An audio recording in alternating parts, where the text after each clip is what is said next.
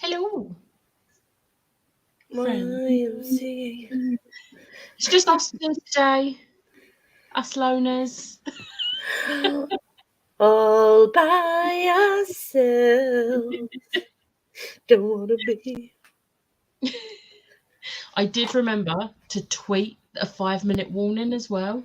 So Yes. Yes. This is really weird. I don't. Oh, hi. I don't have the physical book, and it's like. it's fine, I do. Oh, Just in case you didn't know what we were reading. it's actually really hard to hold it like this because the tabs are sticking into my hand. She's thick. ASMR. There's a lot of tabs. That's the only ASMR I like, stuff like that. All the other crappy ASMR, just literally flick tabs, you know what I mean? rub, t- rub the tabs. Whatever I say, it sounds really bad, but you know what I mean. um, so Ash hasn't recently read this. She's not a massive fan of this book, which makes me sad, but she's joining anyway in the comments. Me and So Smash had a conversation about this on the way she's home. promised she's not going to be too much of a menace on this live, so we'll see. But I will say, now that a few people are here, I will say, make sure you've got a drink and some snacks because we might be here a while. I have just a few notes, one or two. I mean, the book is thick, so if you've got a lot of notes, it's not surprising. She's thick. The book is 880 pages. Yeah, she's thick. We're going to start off with the main question. What was your rating? This is to everyone in the comments as well. You're not going to like me. Why? 3.5. Really? Yeah. Oh. Because initially, when I first finished it, I was very much like, oh my God, that was amazing. But then when I thought about all the things I didn't like about it, it did bring it down for me. The maximum it would be a 4, but it's 3.5 because Don't listen to her. You're perfect. You're the best one. See, me and Smash had this conversation in the car on the way home, and You can both go sit in the corner. we both had similar thoughts. And I was like, okay, I'm glad I'm not the only person who feels this way. I mean, but yeah, we'll get into it after. But yeah. Okay, this Lisa can stay. I'm sorry. And Rachel can stay. I mean, I think I've rounded up to 4 on Goodreads, but it is a 3.5. I mean, if you're rounding it up rather than rounding it down, that's a good sign. I know it's only for Goodreads because we can't do half stars on Goodreads still, but still, you could have rounded it down and you didn't. So I'm going to take that. I'm going to pretend you gave it a 4-star. Hello. I'm going to say, I've not read this book since it came out. Will I remember everything? Nope. Do I have opinions? I'll try to behave. Hello, as per usual, I've not read this book, but I'm here as a supportive friend who also wants to see if there are tears. See, this is why I'm torn, because there were so many tears at the end. I literally had to wait like 15-20 minutes after messaging you saying I finished it to give you my rambly thoughts. So, but then when I sat and like thought about it critically, even though I'm not doing like the core pal ratings, it was still. There's a section near the end. There's cry, cry, cry, cry, cry. 2 more pages.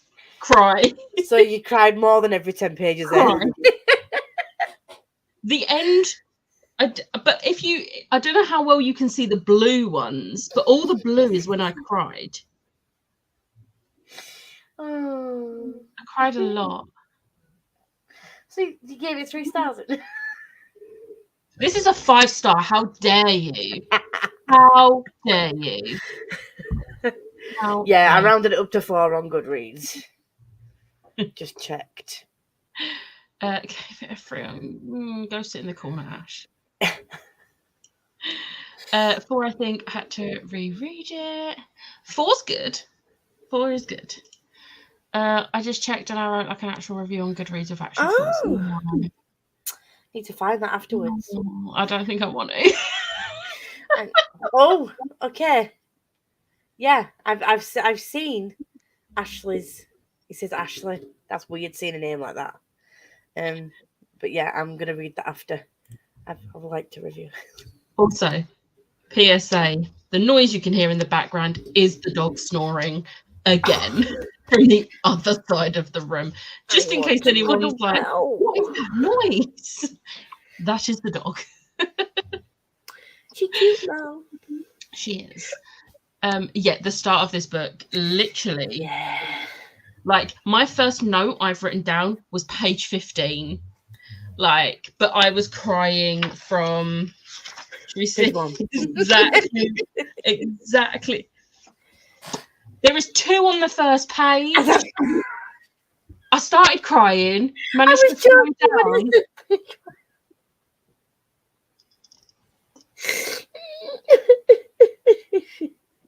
Okay. Mm-hmm. Nice. And the book technically starts on page 3. So I started crying on page 3. We're just going to pretend. Page 1 of actual text. Because, no, page 3. Because page 1 and 2 is that. So yeah.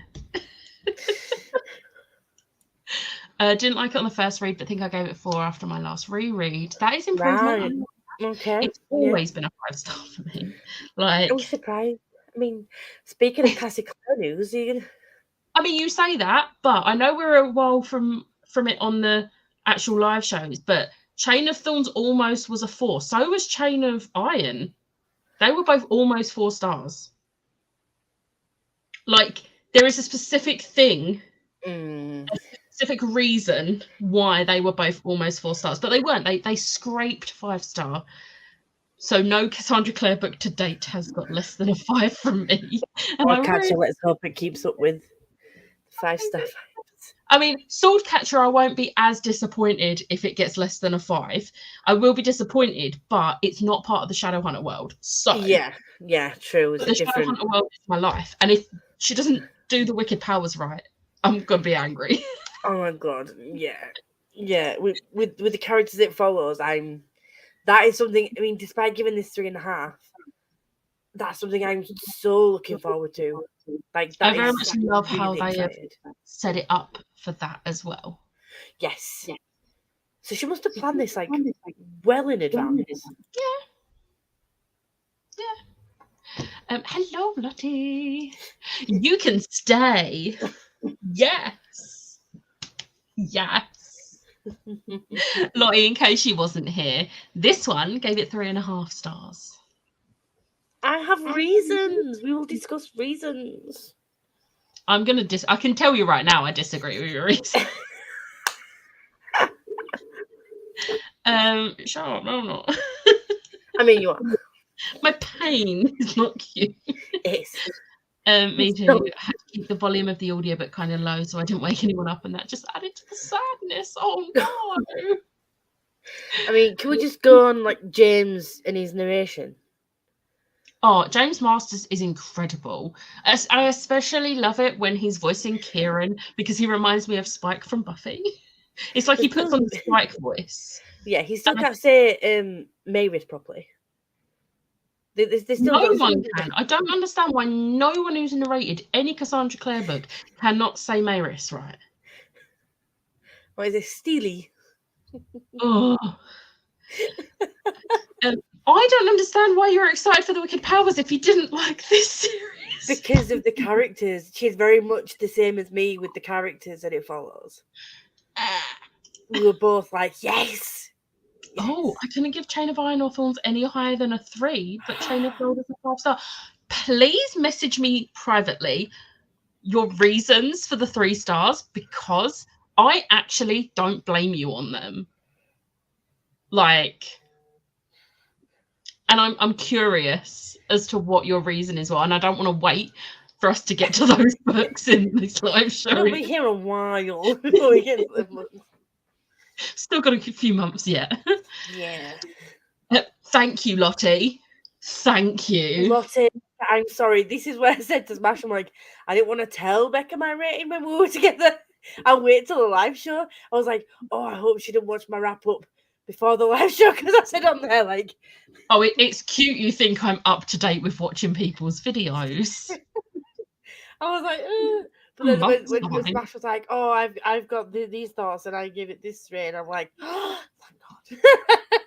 Somebody has to say that to me. True. James Marsden is a god, except he does need to learn how to say Maris, isn't it? Just saying. Reason I don't like the series isn't to do with those characters. Those characters are the only reason I kept reading. They're not even the best characters. Christina is like my favorite. Kit and Ty are up there. So it's like Kit and Ty, but Christina is like here. So it's very like, I just love Christina so much. The whatever ship name. I don't know what their ship name is. Whatever that ship name is, those three are just adorable. Do you know what? You know when we was talking about how, so from this point on, there is going to be spoilers for this book and any book that was released before it. There we go. So I can't remember which live show it was, but we was talking about Tessa, Jem, and Will and how they should have been a poly relationship. And I was just like, yeah, Cassie needs to stop being a coward and just give us a poly relationship. And I said it with full knowledge that she gives us a poly relationship. But this is the thing, like, this was released a while ago, way before people started writing this kind of thing. In books, that, like, obviously now everything is like more diverse and things like that. So seeing this was that when it was, that was just like, it was really nice to see. And that the fact that it was the characters that around all three of them knew before they wanted to acknowledge it that there was something there, and they were sort of encouraging them to just sort of like go with it. And it was Christina that was kind of like hesitant, but then that bit I really liked, because like people were so supportive, and obviously Diane being transgender, like her whole thing, and how supportive Gwyn. I'm sorry, but Gwyn. I need Gwyn. We are gonna get to those. I need Gwyn. James Masters is amazing as the narrator of these books. I wish he would do the rest of them. Yes.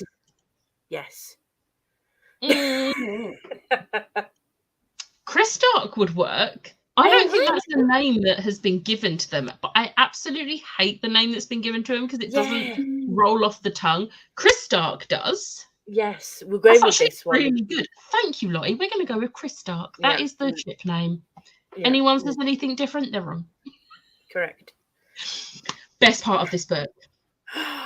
Alec and Magnus Lightwood Bane.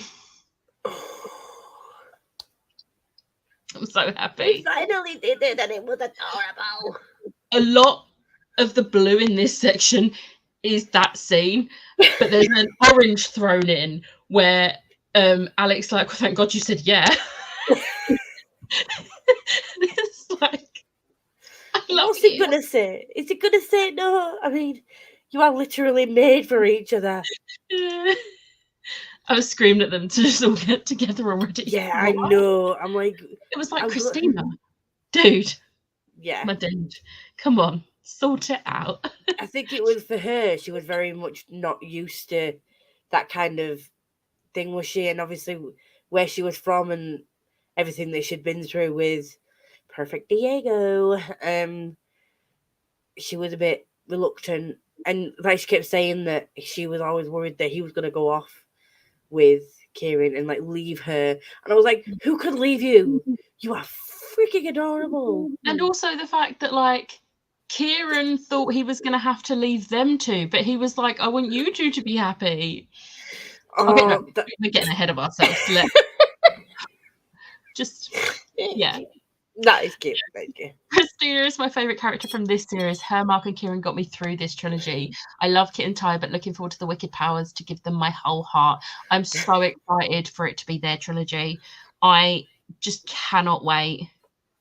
And not together by the end, I won't like it. to an extent, it's also Livy's trilogy as well, which again we'll come back to. Why is Livy's trilogy? I just love Malik so much. Chris Malik and was Malik. one thing the TV show did right. Just saying. Yes. Right. So let's go in order then, Fridge. I have a lot of notes. So I'm ready. My first note on page 15, which was a crying one, was the fact that it was not fair that it was Mark that broke the news to Tavi about Livy. Because Tavi wasn't in the room when Livy was killed. Yeah. But why was it Mark? Why did it have to be Mark? Like, it should have been Julian or Emma, or hell, even Christina was more in, like, has a better way with words. Yeah. And has known Tavi longer, because Tavi doesn't remember Mark from before he went to Fairy. And then Mark's only been back in their lives a few months, whereas Christina's been in their lives, like, about 7-8 months and has actually been in their lives. Yeah. And also knows how to deal with people. Why did it have to be Mark? And the fact they were all like, Mark, and he did it really blunt. It was like, first off, if you're going to let Mark be the one to break the news, you know how Mark thinks, and he's blunt because he's lived in Fairy for years. Like, he's literally been around humans for a very short period of time, even though these books are long, and it feels like it's been a long period of time for him. It's just like he's still, even you can see that he still struggles with going back to his old sort of like Fairy ways and like Wild Hunt ways. So yeah, like for me, I would just say the same. I would have picked Christina. Yes, she's not blood family, but she, like I said, she has a way with people, and she would be able to break it to a child in a more child-friendly way. I was like, oh God. The thing is, like, Helen probably would have been best in the sense of wording it, but like Helen's not been in Tavi's life for 5 years. So like with Mark, he doesn't remember Helen much. Oh, Drew. And that just reminded me of Drew. I just thought it would have been Helen since she's the eldest, but Tavi wasn't used to her being about, so maybe Christina or Emma instead. Yeah. Exactly. Yeah. I feel like Christina more because Emma was like trying to get to Julian, like, which we're not going to get into Julian because that is one of the reasons it's not 5. Yes. I've not read this book since 2019, the start of, so this is interesting to try and remember things.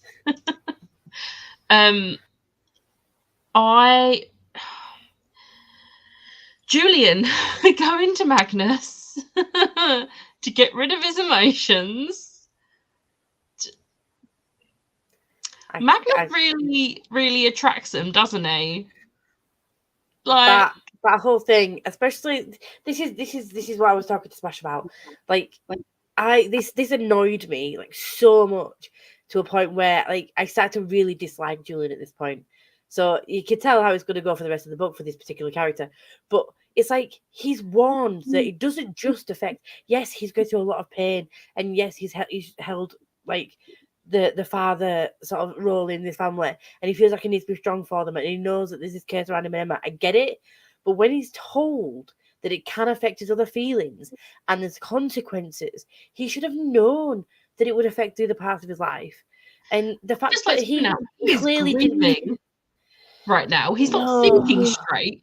He's literally a 17-year-old boy who's just watched his little sister, who he has raised, be murdered in front of him. All while he's just found out that the whole plan for him and Emma to be separated without having their marks stripped so that he doesn't lose his family, that plan's just gone down the drain. And he's trying to find any solution, and he's not thinking through things. However, Magnus did it. Yeah. Magnus should have said no, but at the same time, Magnus was very much probably like, if I don't do it, he's going to go to someone else. Yeah, I mean, and for the same reason, Ragnar was helping Ty. Yes. Yeah. Because at least he could keep an eye on him. Yeah, and I get that, and I get why Magnus did it. He shouldn't have done it, and should he have encouraged Julian to talk to one before doing it? Yes, but Julian is. This isn't just the grievance made it worse, but when you think about his actions throughout the whole series, he kept secrets from people. And again, I know that he's supposedly did it to protect them, but especially with like your parabatai, keeping secrets from like Emma, and then keeping secrets from the kids. And I mean, I can kind of understand keeping secrets from the kids with regards to their uncle, but it's just he seems very selfish in some ways, and the fact that he didn't even think about anybody else's feelings in it, even though it kind of came across as, when you think about it in hindsight, he's quite a toxic person. I didn't like it. He's had to grow up with no adult supervision. I He's know. not had any sort of like parental figure, because Arthur was, just going through his own trauma, shut in the attic. Julian has had to raise these kids on his own with no help, really, since he was 12, and had to deal with a lot of trauma I get while it. at it. Now he's grieving. He ain't thinking straight. That boy needs therapy. Yeah, which is why it wouldn't like. But remember, No. therapy is a mundane treatment, so he wouldn't be able to get therapy. And what are the Claves' answer to someone who might need therapy? Let's throw him in I can't think of the name of it now, but the place they just throw him in there, essentially the prison, because they're crazy. It's like Claves' fault. This is all of the Claves' fault. If they hadn't banished Helen, this wouldn't have happened. No, I do get that, and I just didn't. I didn't like it. Julian tested me this book. My patient was very thin with him. Yeah. The thing is, he tests my patience in this book, but at the same time, I'm thinking of it from the outside that he is still a child who's had to go through a lot and do a lot, which he shouldn't have. He's not had a childhood, and he's now also adding the grief onto it, and the parabatai curse is starting to make him not think straight. So it's not actually his fault. Yeah, no, I get that. I do get that in some ways, but I mean, for a portion of this, although Emma's not been in the exact same position, Emma has also been through a lot. But again, until the end, when she almost does something stupid, she very much was the voice of reason in this, and I feel like, I know that they weren't supposed to be spending time together because of the curse, and I get that, but I just feel like if it had sought help in another way, like spoke to someone else about it, they could have at least tried to help him. But who could he trust that wouldn't just sell him out to the Clave? Christina. This is the thing. He doesn't know who he can trust. He doesn't know who he can trust. Christina, Mark. What can Mark do? Mark wasn't even supposed to be with them. Mark doesn't understand these things. He's been fairy for years. Someone to talk to. Talk through your feelings. Communication. You have trust issues because of the Clave. Communication, Julian. There is a theme here. The Clave are horrendous. Yeah, don't excuse people's actions all the time. I kind of got Magnus doing it because, like, what would Julian do to have the same thing happen? At least with Magnus, it was the safest option. Yeah. Yeah. Let's talk about Ragnar quickly, because Ragnar lives. The T-shirt. He wore a T-shirt that says Ragnar lives, because everyone thought Ragnarfell was dead. No, shade. He was shade all along. That was great. I love him so much. I think Magnus did it because he felt for him and maybe just didn't want to listen to him moan on about it whilst he was sick. Yeah, like, Magnus was literally dying at this point. Yeah. Like, he also I don't blame Magnus, to be fair. Disagree with him being selfish. I think he's quite selfless. I don't agree with how he did it, but I don't think it was selfish. He's not selfish. No, Everything he has done for them. He, like, even though he contemplated trying to break the parabatai bond, he wouldn't have gone through with it, and he ended up stopping Emma from going through with it because it wasn't just about them, it was about every parabatai bond. Like, yeah, he so I is get the that, least but in this selfish particular person. moment with this particular thing, I think it was selfish. He wanted all his feelings to go away. Yeah, so that he can be there for his family. But then he wasn't there for his family because it affected the rest He of his was, feelings. yeah, but he was still there for them. And he was They all probably noticed more that there he was for them. being Yeah, he was really. different, but he was still there for them. He was still caring for them in the, like, practical sense. He was making sure they were safe. He might not have had any, like, emotion behind it, but he still had the whole, like, concept of, these are my family, I must make sure they are okay and But alive at the it least. affected them, though. I didn't like that. You could tell that they noticed the change, them, but and that he was still wasn't doing it for them. He wasn't doing it for selfish reasons. He was doing it for his family because he wanted to make sure he was there for them, and he knew he wouldn't be able to. Like, also, like, the Olivia broke me. Like, and then when he has the flashback with Emma to, like, holding Livy, and I'm like, no, stop it. No. Julie made me mad with that situation, but I get he felt worried after Robert died and they lost their original plan. Yeah, he needed to do anything to stay with his family. Julian needs a BetterHelp subscription, to be honest. They are against mundane medicine because they feel like they are above it, and to go to a mundane for help is weak, and shadow hunters aren't weak. Ugh. I hate the clay so much. First, they made the wrong choice of banishing Helen and not helping Mark, and then the way they handled Anna was completely wrong. Oh my god! I blame the Clave along with the cohort on Liver's death. Yeah, and I feel sorry for Gia because I feel like Gia was trying her best. Oh, bless her. But Yeah. Horace was not helping that situation. No. Yeah, I don't think talking would have done anything. As soon as it was mentioned that Shade had green skin, I knew. Yeah. I need another short story featuring Ragnar, Magnus, and Katarina. Oh my god, I love them three so much.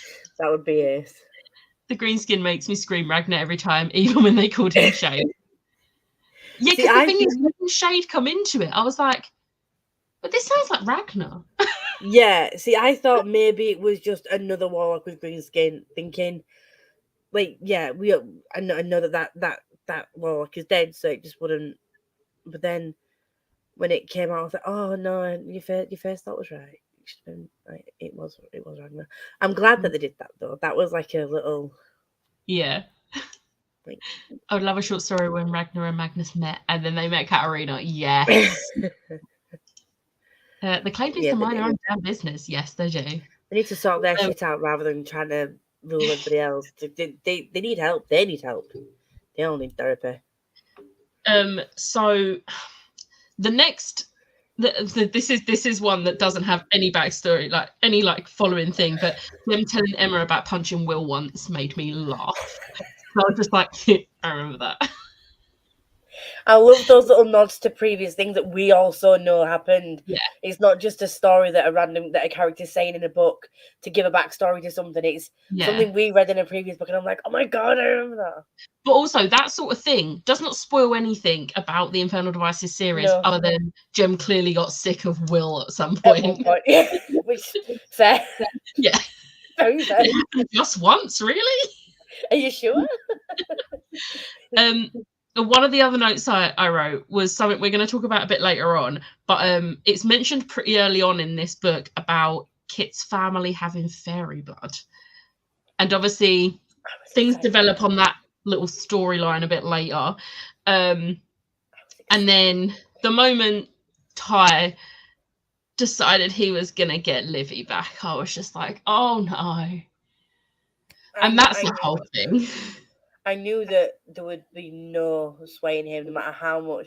Because, again, she must have done a research on people with autism for this, which is... She would have had sensitivity readers as well. I mean, I don't know a lot of people who are autistic, but I've experienced, or I've been around a few people that have that are different on the spectrum in different places. But it's so well done that it's not done to a point where it's just kind of like a cheesy. I don't know how to say it, but it's, some people do it and it's just kind of like saying it in a way that's making them a bad person, or like, do you know what I mean? And the or the stigma around it is not doing it in that way. They're doing it in a way that like over dramatizing it.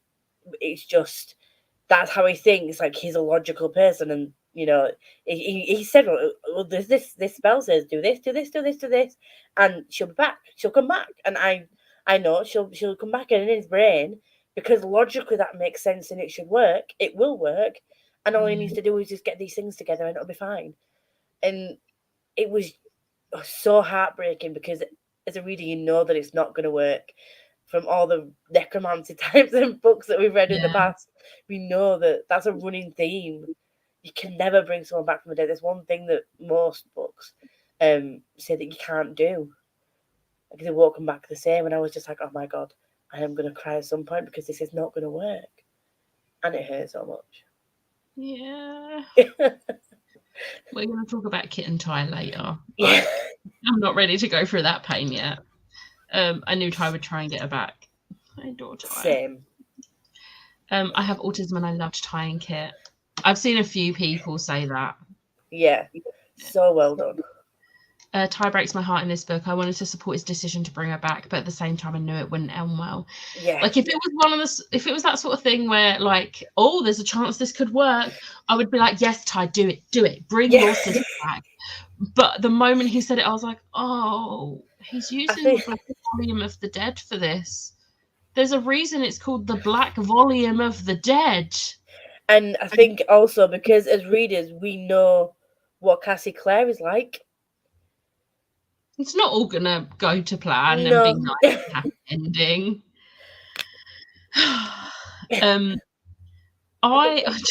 think my next note, I think it's something Emma says in conversation with Christina, but I need to double check because this is a funny one. I just realised I deleted all my notes, but I sent them to you, didn't I? So I'm just gonna pull them up. You didn't break up with him, Kieran. If anything, you helped keep them together longer. Remember, Hot Fairy reason.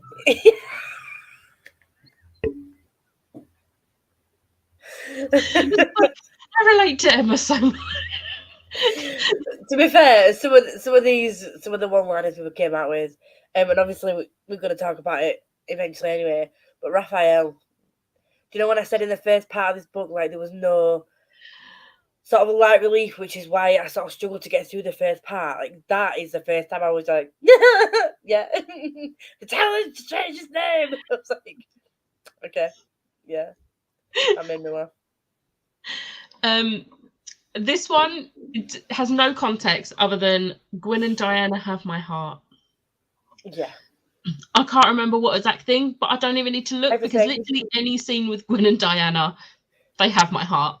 Like, for me, they're endgame. I don't care what happens in Wicked Powers. They are endgame. Yeah. And if they're not, I'll be having words with Cassie Clare. Like she cares who I am, she doesn't.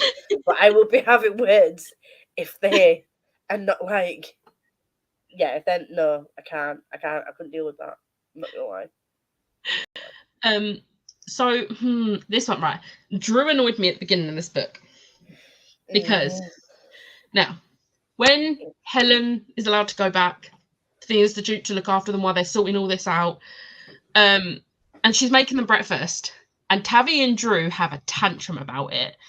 Tavi, I can understand. He's like, 7, 8 years old? Yeah. I can understand. He's very confused right now.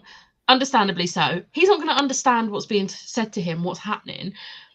And he's just been told very bluntly by his brother that one of his sisters is dead. Yeah. So I can understand him acting up. Drew is 13 years old. She knows better. She is old enough to know better. Even though she's grieving, she's old enough to know better, and she should be setting an example to Tavi, especially... seems as the others aren't there to do it.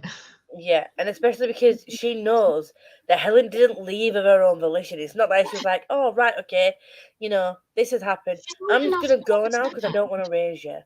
Like But she the was, thing is, I think it is mentioned that Helen tries all of Helen's like messages to them from Wrangel Island. She tries to make out like she's happy and she's yeah, okay.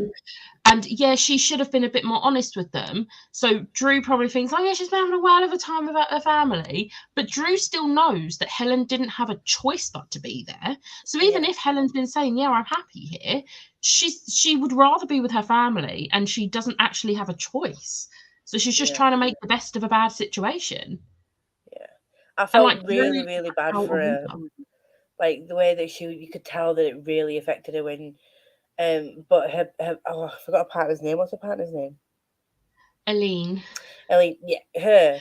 She was just. Aline putting her foot down. I was like, yes. It's like, you're I gonna was eat like, this. that's what Okay, a supportive partner does. That you is, upset her. You were gonna eat this. yeah.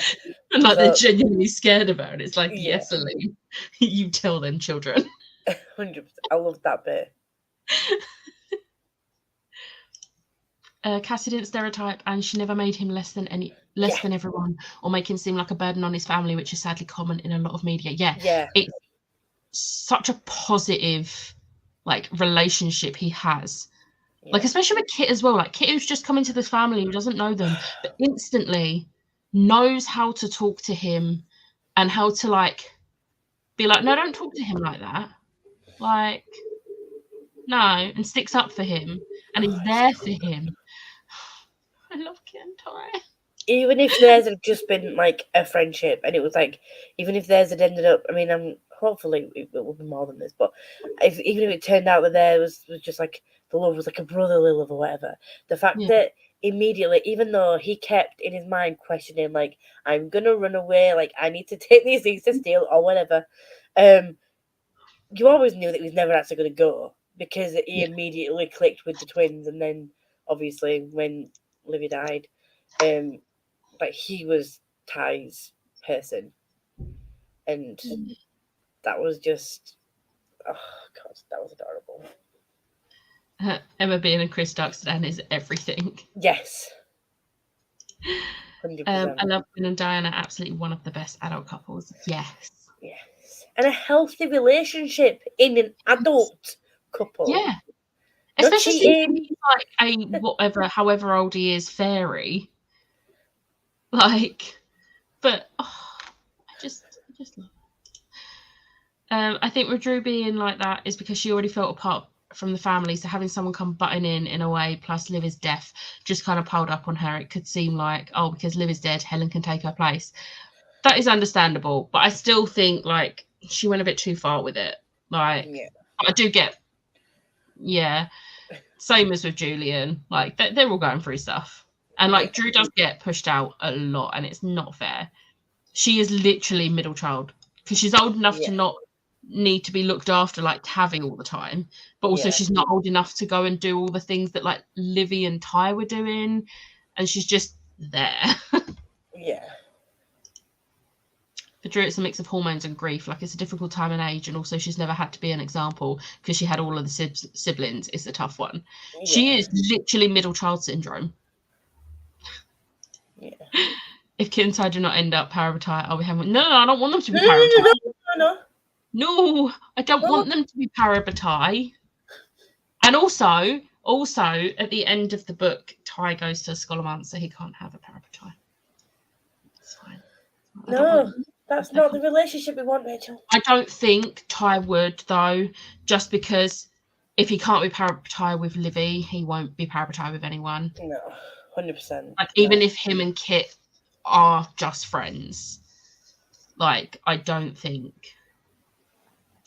he would. Yeah. Yeah, it doesn't pardon her behaviour, but it's understandable. Yeah. Boyfriend. Yes, this is the relationship we want. What was Horace having Robert's notes and knowing about Emma and Julian makes me sick. I wanted to cringe. And like blackmails them into going to Fairy, and I'm like, I hate you so much. That made me feel sick. I hated that bit. That was like, obviously, it speaks for his character. Like, we know that he's the kind of character that would do that, so it's very on brand for his character. But I was very much like, I want you to die a very horrible death. Which we'll come back to. Yeah. that was my thought as soon as he started speaking. Him and Zara, like, even with a lot of villains, there's very few villains that I read in the book, and I'm very much like, I really want you to die. But these had no redeeming qualities, which is good for the way for being a villain. You don't want a villain to have redeeming qualities, but because we were rooting so much for the good guys, and at one point they were literally everything was against them, like one thing after another after another after it was relentless bad luck and bad shit happening. I'm sorry, I just saw the comment pop up, and the first word I saw was Hitler, and I read it, and I was like, "Oh my god, I love this so much." Horace is Shadow. Yes. Yes. No private time. Boyfriends only. Horace is a horrible slammy tramp, and I wish he had the same death as that one who followed Julian Emma into Fairy Larksphere. Yeah, but I mean, they both died at Julian's hand. Nice. Just saying. Oh, yeah. Like, both of those can just, they were both horrible. Every time Zara came on page, I hated it. Every time Horace came on page, I was like, ugh, get him on here. All the stuff he did just reminded me of the Nazis. It was vile. Yeah. 100%. And I feel like that was intentional. Yeah. That was intentional. Ty giving Kit a witch light, so he's got his own witch light, was adorable. What was the next? Oh, so Jace and Clary are in Fairy at this point on their own mission, and I think it's very interesting how they're like, oh, but like they don't have like the medallion thing to make sure Fairy time doesn't like move differently for them, and they're just fully like, yeah, they've got fairy blood though, they're fine. It's like, okay, is that new? I don't remember that being mentioned before, that their fairy blood, not fairy blood, angel blood.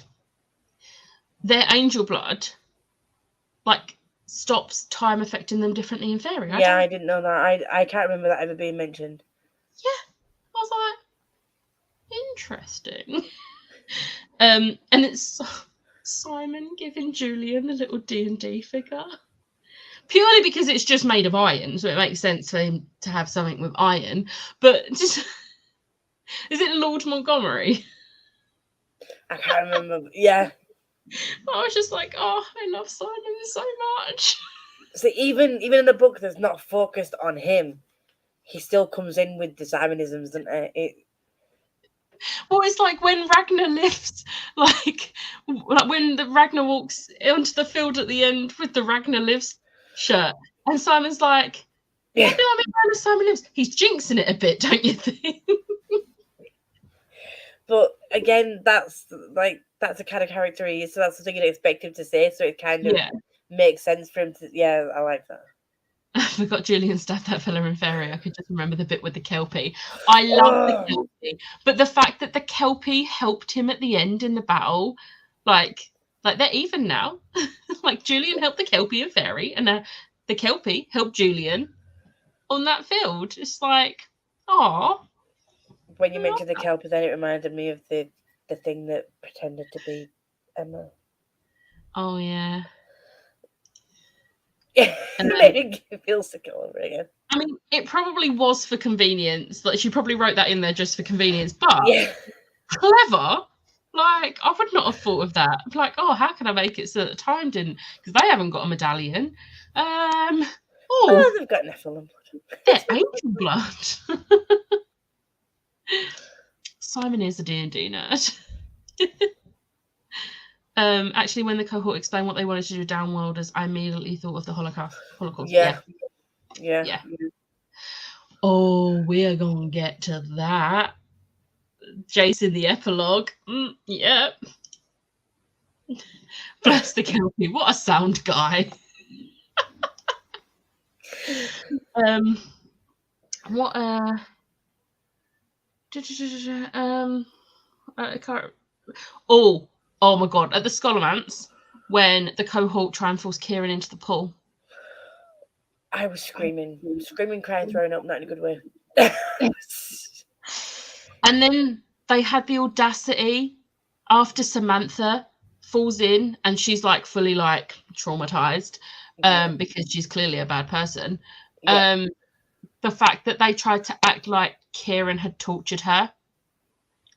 Like if Samantha was not a bad person who had done bad stuff, that lake would not have affected her like that.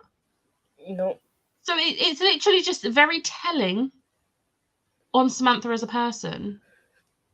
That whole thing, the fact that people are so gullible.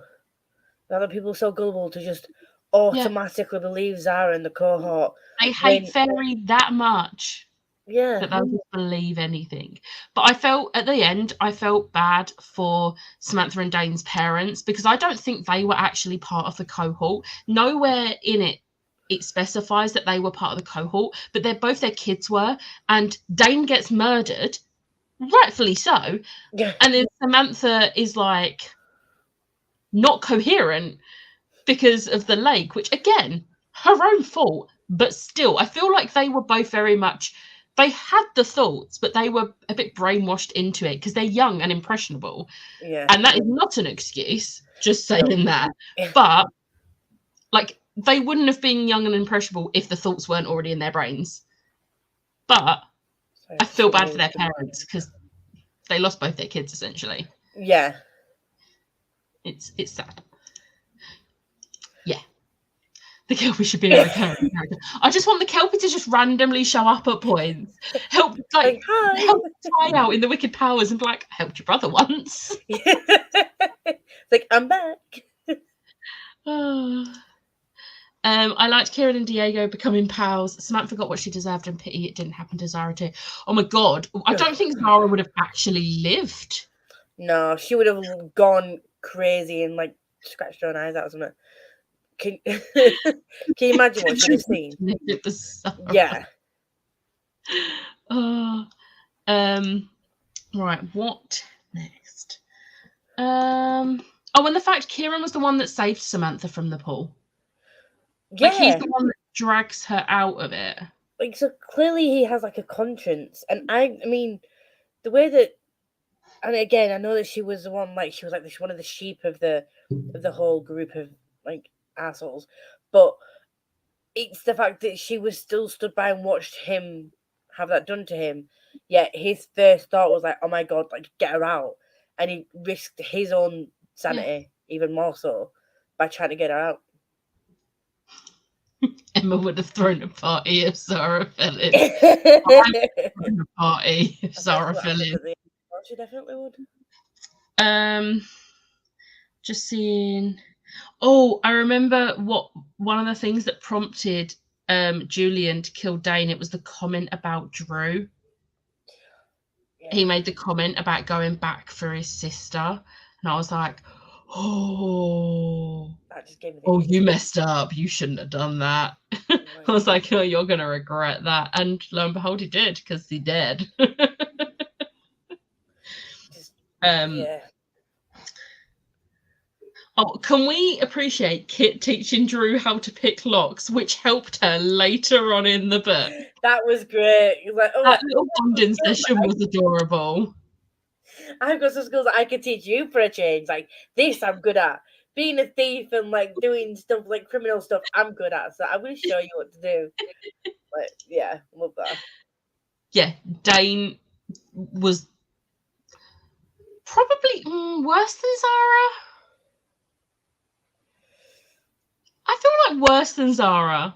He seems to really. She was just nasty. He seems. Zara made comments about the dead sister, but Dane was very personal with those comments about a 13-year-old girl. I forget how old they are very often. It's very easy to forget how old they are, just because of obviously everything they've been through and the way that they act and stuff. But yeah, that literally made my skin crawl. I'm thinking about it, makes me feel sick. Like, no. I did not blame him for that reason. That guy was sick.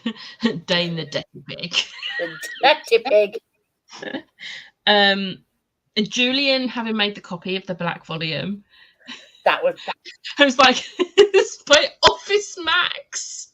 I was just like, oh, the fairies have no idea what Office Max is.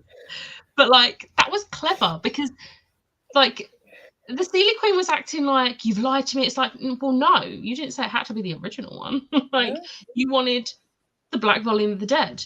This is the Black Volume. Do you know what made me laugh though?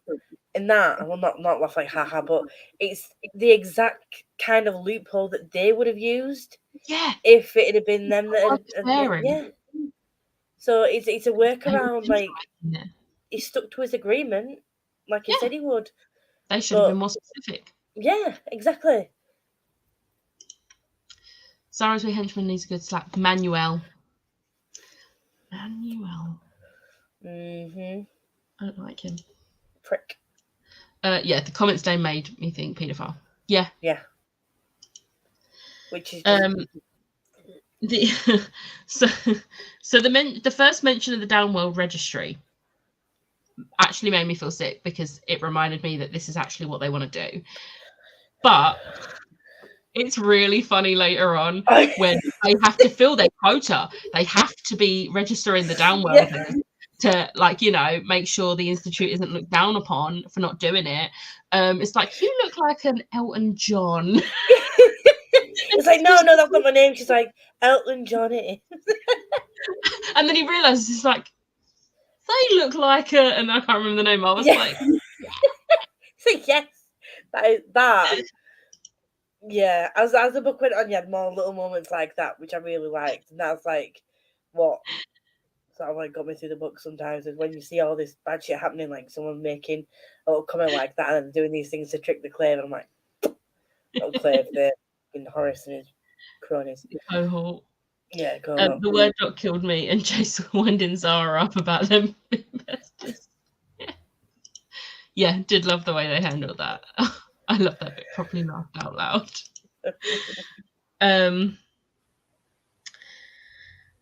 Jaime finding out Drew was only 13 and Julian going full big. Was it no Mark going full big brother? And it's like, no, just friends.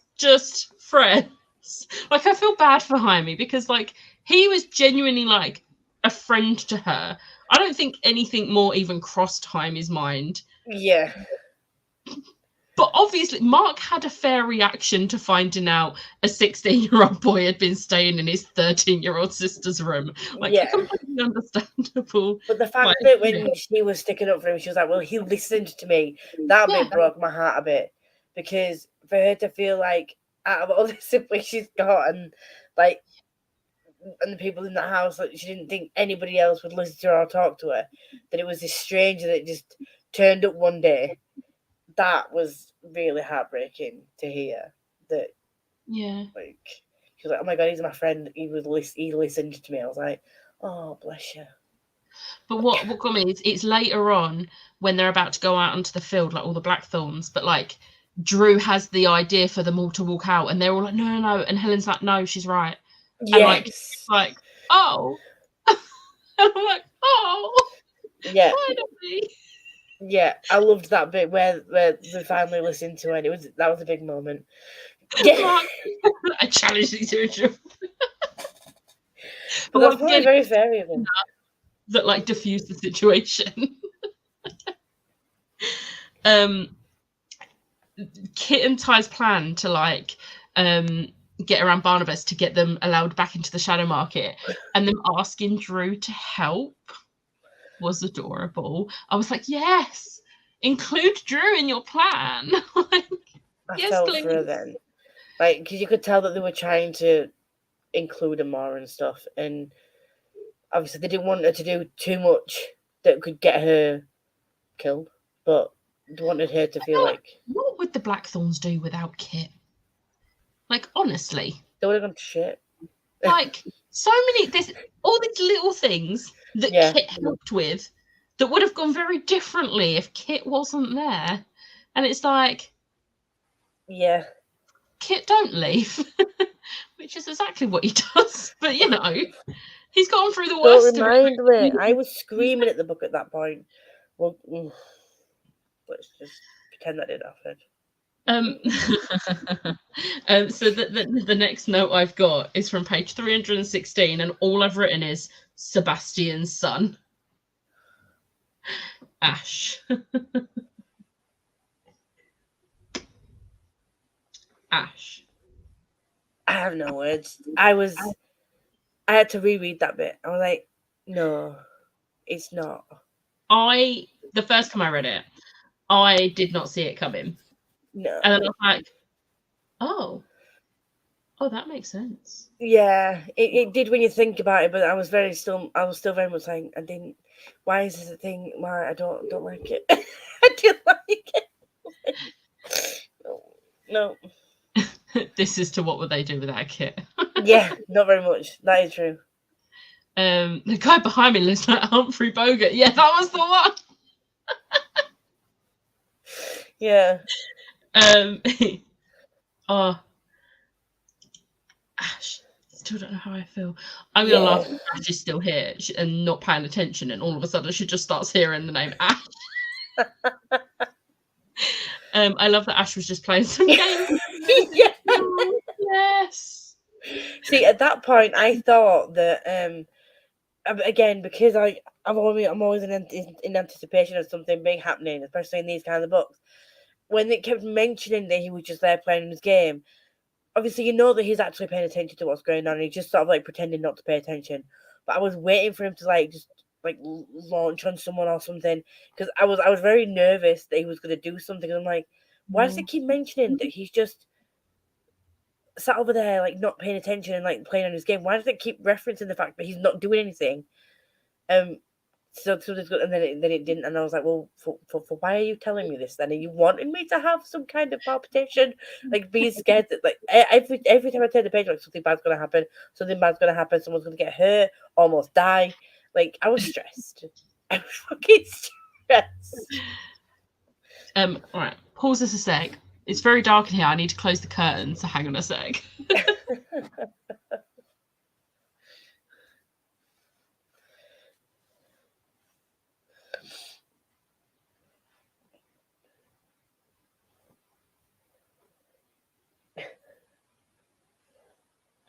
Smash.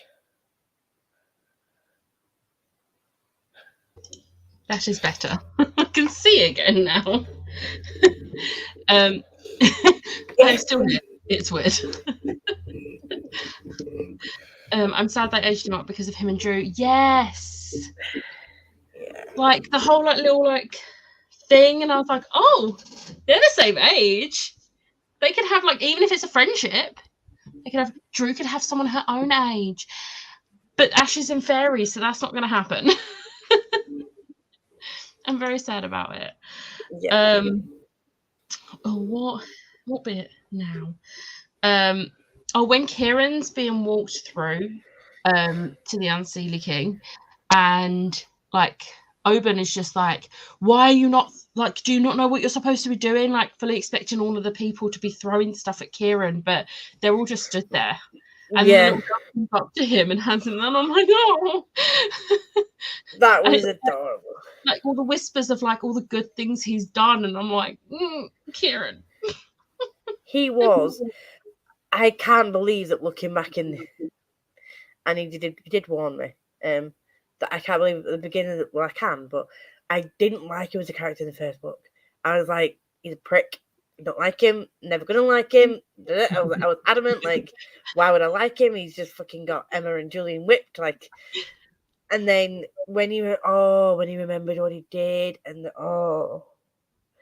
he tortured himself so much when he was like, how can they forgive me when I now remember what I did to them? And I was like, what I'm hearing is, I told you so.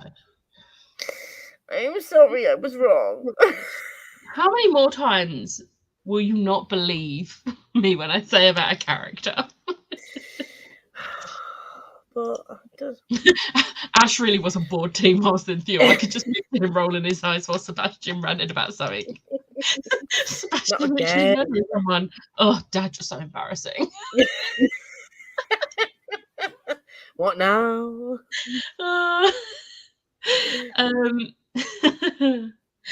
Kieran killed the Unseelie King. Like, yeah. Yes. As he deserved. He was a horrible person, being, whatever you want to call it. And then the Queen taking Prince Adian as her like hostage person, which fair. Do you know what? Fair. The Unseelie King took Ash. Yeah. And then Annabelle went off to Theol with Ash. Do you know what? Like when they mentioned like Queen of Air and Darkness in the book, I was like, oh, title reference. And I can't remember where I was at the time. It might have been somewhere in public, but I didn't say it that loud. I was like, oh, title reference. Because I was listening to it, obviously, because I had both hands free. And I'm sure I was on a bus. Somewhere. Or was I walking through Sainsbury's? I can't remember. One of them. I was in public. And I got some funny looks. But yeah.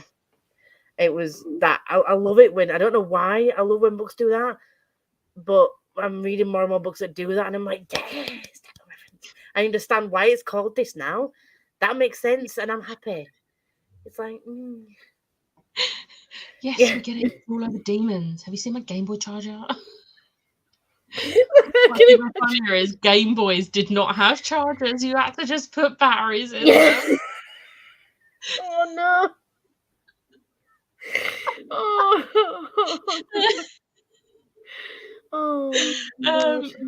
But Theol, I loved how they did Theol, and how like it was very much like, if this one thing, like Clary was important. Yeah, she was annoying, but Clary was important in the Mortal Instruments, and it's proved by the fact, if that one thing had gone differently in the Mortal Instruments books, this is what would have ended up happening. Yeah. And it was so cleverly done. However, I do want to know what happened to Disneyland in Theol, because Livy didn't want to talk about it, which Livy is alive in Theol. I couldn't. But then but Livy's alive and Ty's dead. I was like, oh my god, Livy's alive. Like, and at this point, I mean, I know that would have been very, very convenient to do this, and I probably would have had an issue with it if that had happened.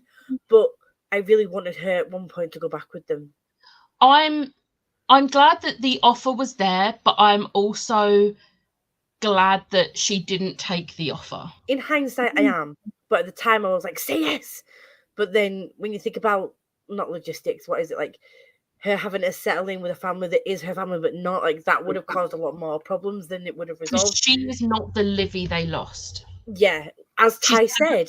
Different life, a very different 5 years. Yeah. To the rest of them. As Ty said, she's not my Livy. Yeah, she's watched her entire family die or be turned into and darkened. Drew's just gone. She doesn't know if Drew's dead or alive, but all the rest are gone. And it's like, and she wants to like carry on her fight, and I'm just like, oh, Livy. Also, Livy and Cameron in Theol being a thing. It's like, but then Cameron. Oh, it really hurts me that Cameron dies. But like, just Julian's reaction when he finds out, and then has to like remind himself, Liv is actually grown up right now. Yeah. She's not like 12. Yeah, that whole thing, like, Cameron didn't need to die. But I know it's very much like, I'm sacrificing myself so that you could continue to save people.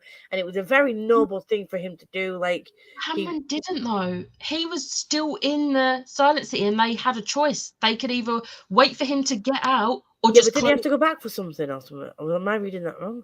I don't think he had come out of there. He hadn't come out yet. And they had to make a choice, a split decision. They didn't have time, because like they would have actually been screwed if Sebastian had got into the Silent City. Yeah. Like they had no choice. I don't know, for some reason I'm sure he had to do something. It was Livy that sacrificed Cameron. I feel so once again, she lost someone she loves. Just let her be happy, damn it. That was horrible. I do love Ash's relationship with alternate Jace. Like, I don't like alternate Jace, but Theol Jace is interesting. I'm very excited to see more of Theol Jace. I'm not excited. I'm scared. I'm nervous. I'm also feeling a little bit sick. Not gonna lie. It's so long since I read this, but it's all coming back to me as you talk about it. There's a lot to talk about. Is it We're not 'cause even halfway through the book at this point, I don't think, and we're already an hour into this live show.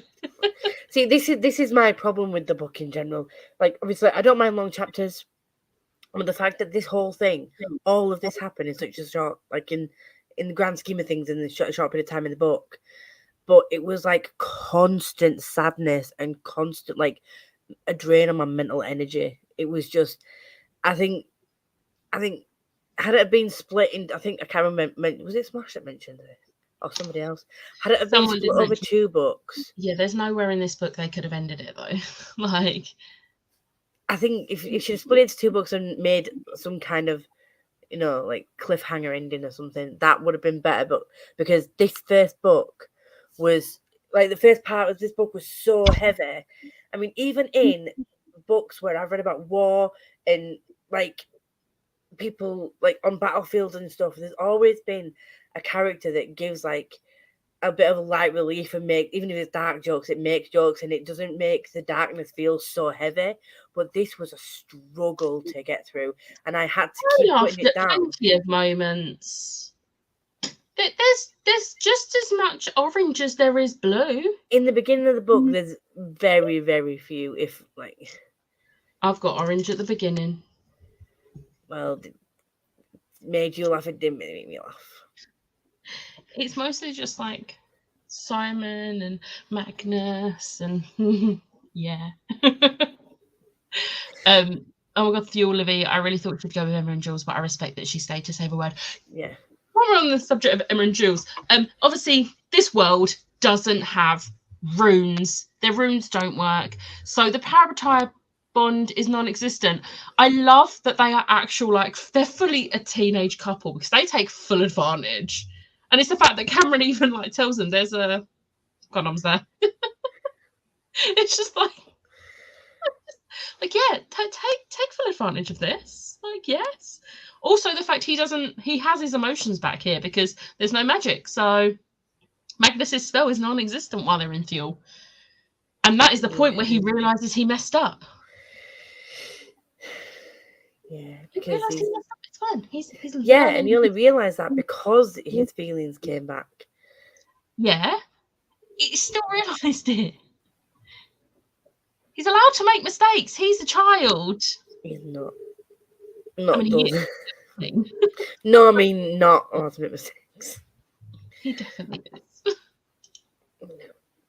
I liked the alternate Jace. It was interesting to see what would have happened had Clary died.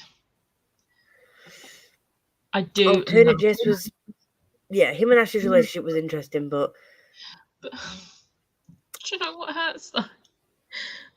Well, when we find out the story of like Magnus turning into like the demon and Alec killing him and then killing him. But also when they go and Magnus says, "How dare you leave our children?" That bit made me laugh. He's like, no, but that wasn't me. And he's like, no, that wasn't me. And he's like, yes, but don't. If I have it, like, don't do it. I won't. I love them so much. I wanted it, but didn't want her to go with them at the same time. Also, her ending up with Cameron. So sad that Theoltai was dead because it really made it seem like one of the twins was always meant to die. Yeah. And it's sort of like, can't think of the word, but like in one world, all of the Blackthorns except one are alive, and then in the other one, only one is alive. And it's sort of like a balance. Yeah. Not a nice one. As much as it hurts, I liked the little balance there. Yeah. No, I loved them. Oh my god, I liked it. Because we didn't, I think maybe it's because we didn't see anything really of Emma and Cameron together. And also, Emma and Cameron were never a thing. Yeah, and because obviously when we meet Livy in school, that she's older anyway, so that wasn't gross to me. That was actually kind of cute, because when that was there, I was like, oh well, at least she's got somebody to care for. It's like she's lost all her family either to death or to being turned into a dark, and so she's got somebody that cares about her as well as people that she's fighting with and for. She's got someone who genuinely cared for her as a person, and then he went and fucking died. Yeah. He was trapped, but there was no one left to untrap him. Yeah. Tessa wouldn't have been able to open it again. Oh, fuck, I forgot about that bit. Yeah. Yeah. That hurt a lot. I didn't like that. Even though it's not our Tessa, it's still... And that Tessa never got to be with Jem, because Jem never became brother... was always brother of Zachariah. Not okay. That was horrible. Malcolm was a dog, though. I loved that. That was good. I mean, where does part 1 end? Because I need to know exactly where part 1 would have ended before I can agree or disagree with this. Because also, can we appreciate the artwork in these books? No, because I audiobooked it. Okay, here's one. Oh wow! I hope that's going to be in the special in the anniversary edition. It should be. There's still no bloody date or cover for that. Yeah. Okay, I don't know where part 1 ends. I can't find it, but I feel like it's when they go to Thule, which that is not a good way to end a book. I would have DNF'd this if that had been where it had ended. Okay, no, I don't know. I can find part 3.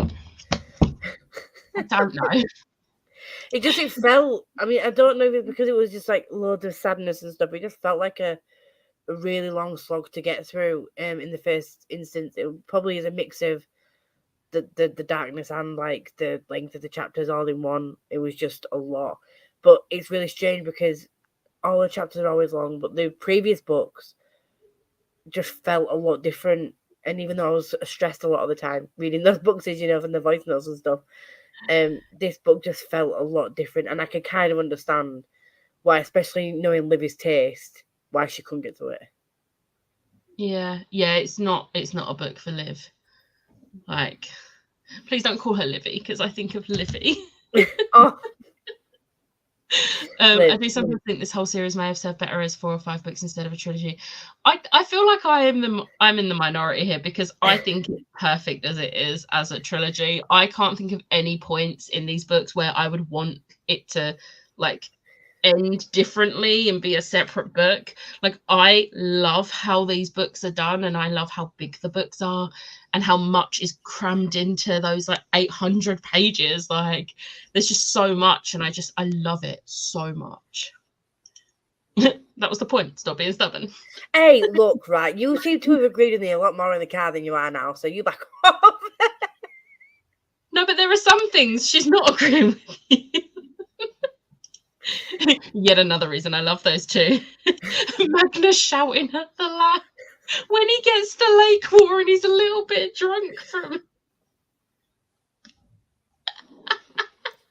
I love Magnus so much. See, they needed more funny bits throughout the rest of the books, rather than through the rest of the books, through the rest of the first part of the book. When Magnus found out what they did, and just like, yeah, don't you dare leave my children. I love them too. Their banner was great. Or did Magnus flirt with the lamp? I think he carried at it. He probably did both. I mean, it wouldn't surprise me. It's Magnus.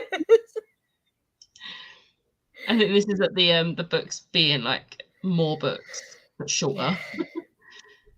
Yeah. Magnus and multiple Alex.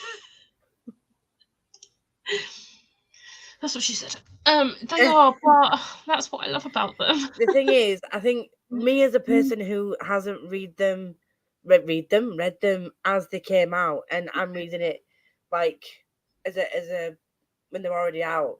If they'd have been separate books, for me it wouldn't have been a big deal. But for you who read them as they came out, looking back in the books and thinking this would have been a good place to stop, it obviously it would have been even on pretty crap for you. reading them close, because this is my second or third time rereading, and they've been like a month apart reading them, and I still stand by the fact that I couldn't see any part of this being split. I don't think the funeral should have been in book 2. I very, as much as it hurt me that I knew I had to wait like almost 2 years, I think ending the second book the moment after Livy dies was better, because the impact you've got from that, of it ending that way, and then you were thrown straight back into the story in the third one by it opening with that moment. I think it's so much better that way, even though I hated Cassie for it so much. When I first read it, I was like, how dare you end it like that? Like full rage. I know we're not talking about that book at the moment, but it's like Once Upon a Broken Heart and Ballad of Never After. Need to stop doing cliffhangers, please, and thank you. Again, once it's a completed series, I don't want to hear it. Completed series, and you're bringing them all out together. Do it, fine. Book 2 can have those cliffhangers. If you're going to wait 2 years before you write the second book, third book, whatever, stop it. We don't like it. Don't appreciate it. I agree with some things, but if it makes sense for that character to do something, I don't argue. Yes. I think I would have struggled if it was more than a trilogy, because I've had to reread them to fully like them. Yeah. Right, I don't know where was that.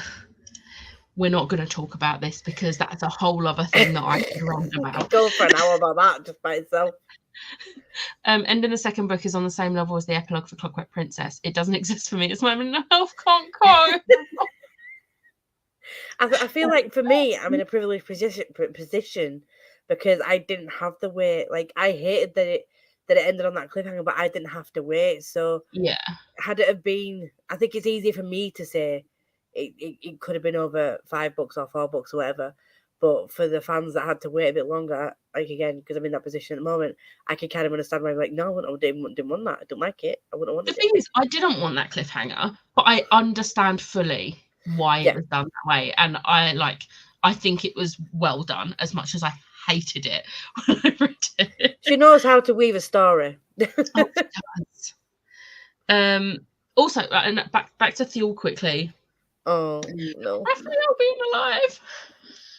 I loved that, because Raphael became one character in the Mortal Instruments that I really liked, and I was gutted. He's grumpy, and I love him. Where's the sunshine, though? Where is this sunshine? Technically, Simon is his sunshine. Yeah. The grumpy sunshine joke is real with us too. I mean, I'm not gonna lie, I have read fanfic. They are my local, but I wouldn't want it to be canon. Like, it's my little guilty pleasure ship that I wouldn't want to actually be a thing in the series. I mean, obviously, is it? It's just is it? Goddess. But yeah, like he was like I said, he was the first time when he came into it and he made his little comments. I was like smiling, but I think obviously because that Raphael was very much like the Raphael that we knew and like we grew to love in the first series. Well, yeah, because Raphael literally, I mean, he should have been dead by this point. In Theol, he had already died 5 years before in Edom, but they never went to Edom because they never got to that point in the story in Theol. So Raphael didn't die, so he just carried on being his little grumpy self. And I love him. According to my review, book 2 is my favourite Cassie Clare book. Interesting. Raphael and his sass returning, iconic. Raphael and Lily. The fact that he finds out Lily is like the head of the clan, and he's like, "Oh, I'm proud." Like, yeah. Oh. I love that. Yeah. She knows how to make you care way too much about these damn characters. My mental health just can't cope after each book. I need 5 to 6 business days to recover. I mean, Yeah, that is true. Raphael being disgusted with Magnus naming his child after him killed me. He's dead, man. Yeah, see, that's the bit that made me laugh, was when he was shouting at them as they were leaving, "Tell him to change his child's name!" And I was like, bitch. I love because obviously in Fuel, Christina never got to the point in their lives where Christina went to like meet Emma and that. And I love how like they ask about Christina, and whilst Livy doesn't know Christina, she's like, oh, I've heard of her, and like she's just like, Christina's amazing in this world as well. And I'm just like, yes, love Christina so much. And also appreciating the fact that they find out in that in Thule that Diana is transgender, and they were like, yes, it was just and like when they go back and they talk to their Diana, and they're like we know. And it's the fact Diana knows that. Do you know what that means? And Julian says so. He's like, someone's been on Google. yeah. But it's the fact that like Julian didn't understand completely, so he went and researched before he spoke to Diana, and I'm just like, I love them so much.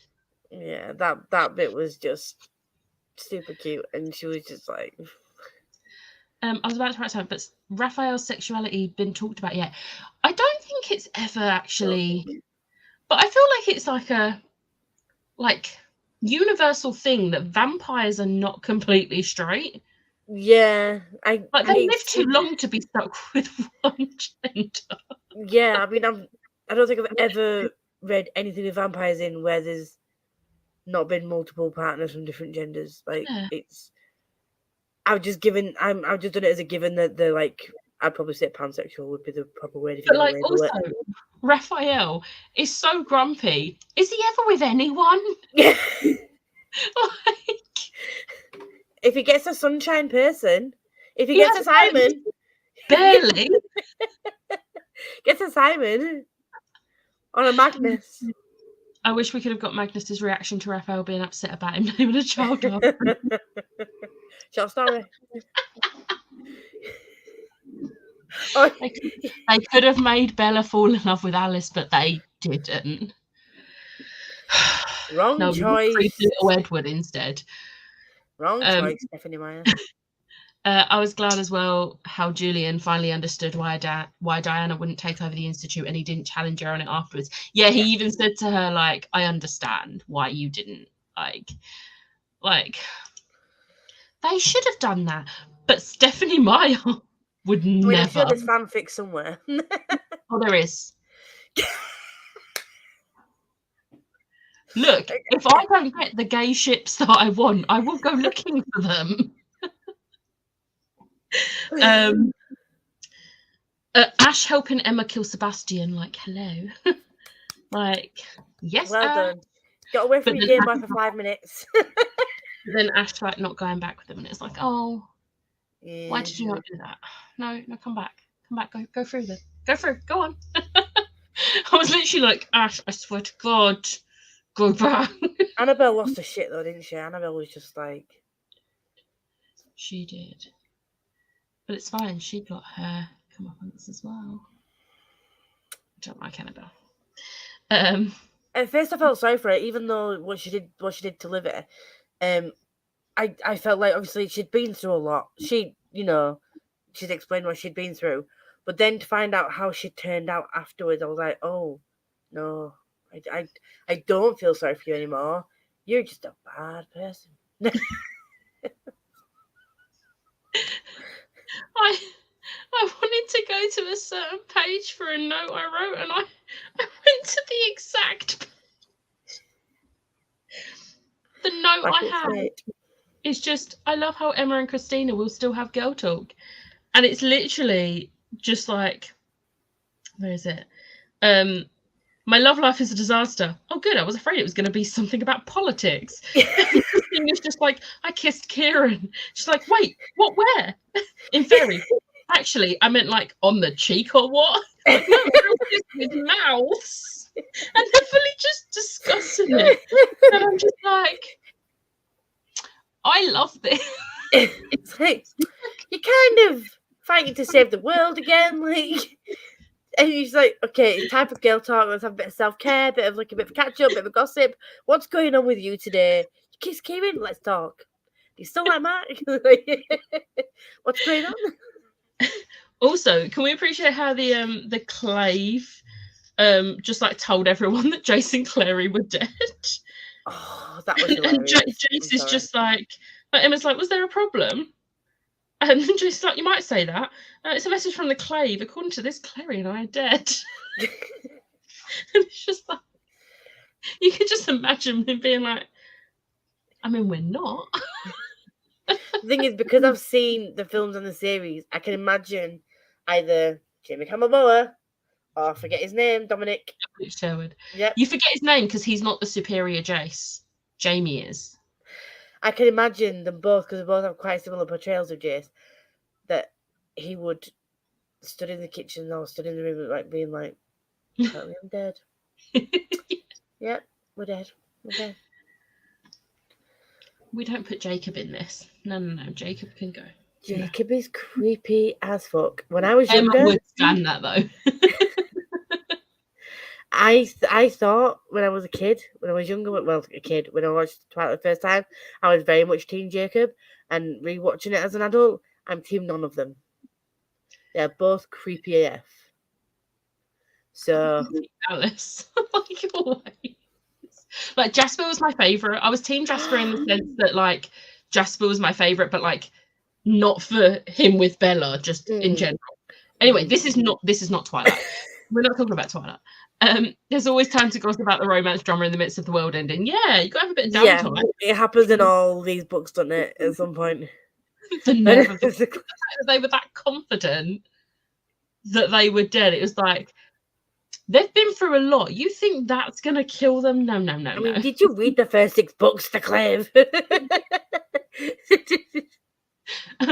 But who all came to my funeral?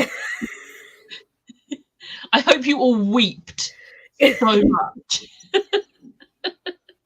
He probably would have gone just to see. Like, oh, they didn't turn up. Let's write that name down. Yes. Where was I up to? Right, Jace with Kit is my favourite. Can I call you Christopher? Kit's like, no. And Jace just proceeds to call him Christopher. I'm just like, but the fact that Jace doesn't like being called Jonathan, and he would hate it if someone went ahead, but he does it to Kit. He's the worst, but I love him so much. He is. I don't like this. Oh, something that made my eyes roll was when Zara was comparing Emma and Julian's relationship to Jace and Clary when they thought they were siblings. Like, that's not the same thing. Parabatai are not related. Like, well, okay, some Parabatai are related, like siblings decide to, but Emma and Julian are not related in any way. Like, how is that anywhere near the same thing as when Jace and Clary thought they were like siblings? It's like that she dumps them together. It just really solidifies. If we didn't already know that she was just an ignorant, that like this just solidifies how ignorant she is. And I'm like, get in the bin, or take a long walk off a short pier. Either or, I'm happy with your throat being slit. Something happening to her. She needs to die. She stresses me out every time she goes on page, and I want to eat the book. And I didn't have the physical copy, so I couldn't. She just stresses me out. It would have been really funny if Clary had just been like, Jonathan, leave him alone. Yeah. It would have been great. Makes me think of the people who review this book and say it has incest because they are Parabatai. It really annoys me because Parabatai does not mean you're suddenly related.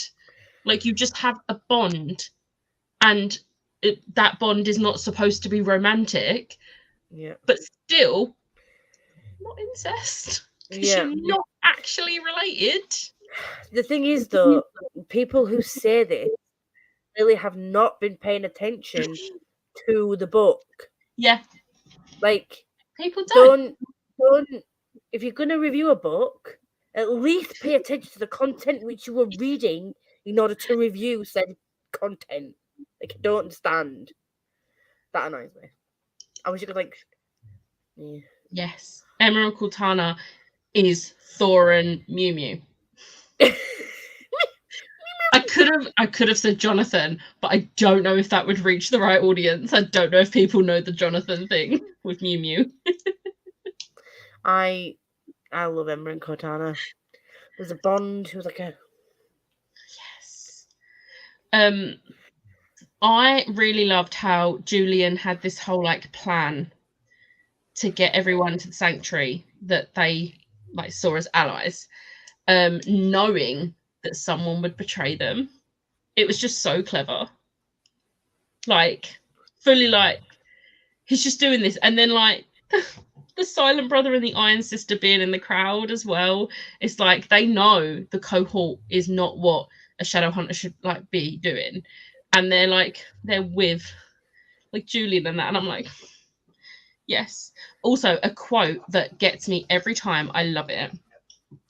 If we are all voiceless, then it is not our government. The law was enacted to protect us and to allow us to protect others. When laws are bent and broken to put the innocent in danger, then it is not our law. And this book was written years ago, but it is very, very relevant, especially in America right now. Yeah. And over the last few years. But like, Cassie, man, like... I know. Girl. I mean, if that wasn't a pointed political statement without being an out-and-out pointed political statement, I don't know what was. Yeah. And it was, again, it was very much, especially with what's happening to, like, you know, the queer community in general, at the moment over there, it's kind of like, wow. Like, and also all of the, like, mass shootings in, like, schools especially. Yeah. Like, oh, it's just, I love Cassie. It's a great quote. I do love that one. We've already talked about Emma Nearly destroying the Parabatai tablet and Julian stopping her. Yes. When they're all fighting and Drew and Tavi are with Maris and the other kids, and Drew runs away, and then Tavi runs after her. But it's the fact Tavi's like, oh, what's the line he says? Because it makes me cry. I'm not going to cry on this live. Is it I'm doing pretty well so far. You are very well. Yeah. What are you doing? It's dangerous, Tavi. He stuck out his jaw. I want to be with you. I won't be left behind anymore. I'm not crying. Tavi. Livy's ghost. Let's talk about Livy. No, let's not. This is a bad idea. This is a bad idea. I mean, we all knew that Ty's plan to bring Livy back was not going to work. Although the whole like Kit being like, "But you don't have something from another world," and it's like the letter from Livy, and it's like, damn it, like no. How convenient that you have this, but it's still not gonna work. But it's fact no one else, only Ty would have made that connection that he could use that. No one else made that connection. Because he's got a logical brain, and he wanted it to work so much. And but this reminded me when this scene happened. This immediately like reminded me of like the lengths he went to at the beginning of the book, climbing up the funeral pyre to get that. I did start getting teary-eyed at that, like a lump in my throat. Like I was a lump in my throat kind of moment, and I was like, the way that he like, it was, even though clearly he would have been in pain with his hand, and he just went, and he was so determined to do that, and then all of that had come to this moment where he was so determined to do it that he would injure himself, and that he would just go to like he would do whatever it took to get his sister back, and like that. As much as you want to just like shake him and be like, this will not work, Ty. You just want to hug him and just tell him everything's going to be okay and that you're going to be there for him, because you don't know what it's like. You don't know what it's going to be like for him, do you? Like, he's not only lost his sister, he's lost like a best friend and someone he confides in, and his other half essentially, aren't he? So and then everything else going on. So he needs it, doesn't it? And I'm just like, I wanted it to work. I really did. But then, like, Kit being like, I love you. I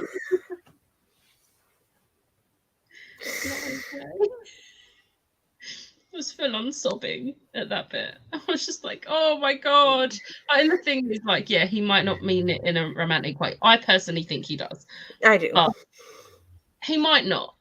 But even if he doesn't mean it in a romantic way, like that declaration. Say it back. I'm like, hi. Like, I understand you want your sister back. She's not your sister. But please don't do this. And then he does it, and it doesn't go as to plan as he thought. And now he's stuck with Livy's ghost. Which, I mean, he's got his sister back, but only him and Kit can see her. And it's very easy to. I kept forgetting that Kit could see spirits, and I'm like, oh shit, he can see Livy because he Heavendale. Like, and I was like, oh shit, yeah, you can see her as well. But like, I think this is to the parasite incest comment, and yes. Also, we are gonna get to this. Also, trying Julian's talking about Tabby. Julian, don't love that.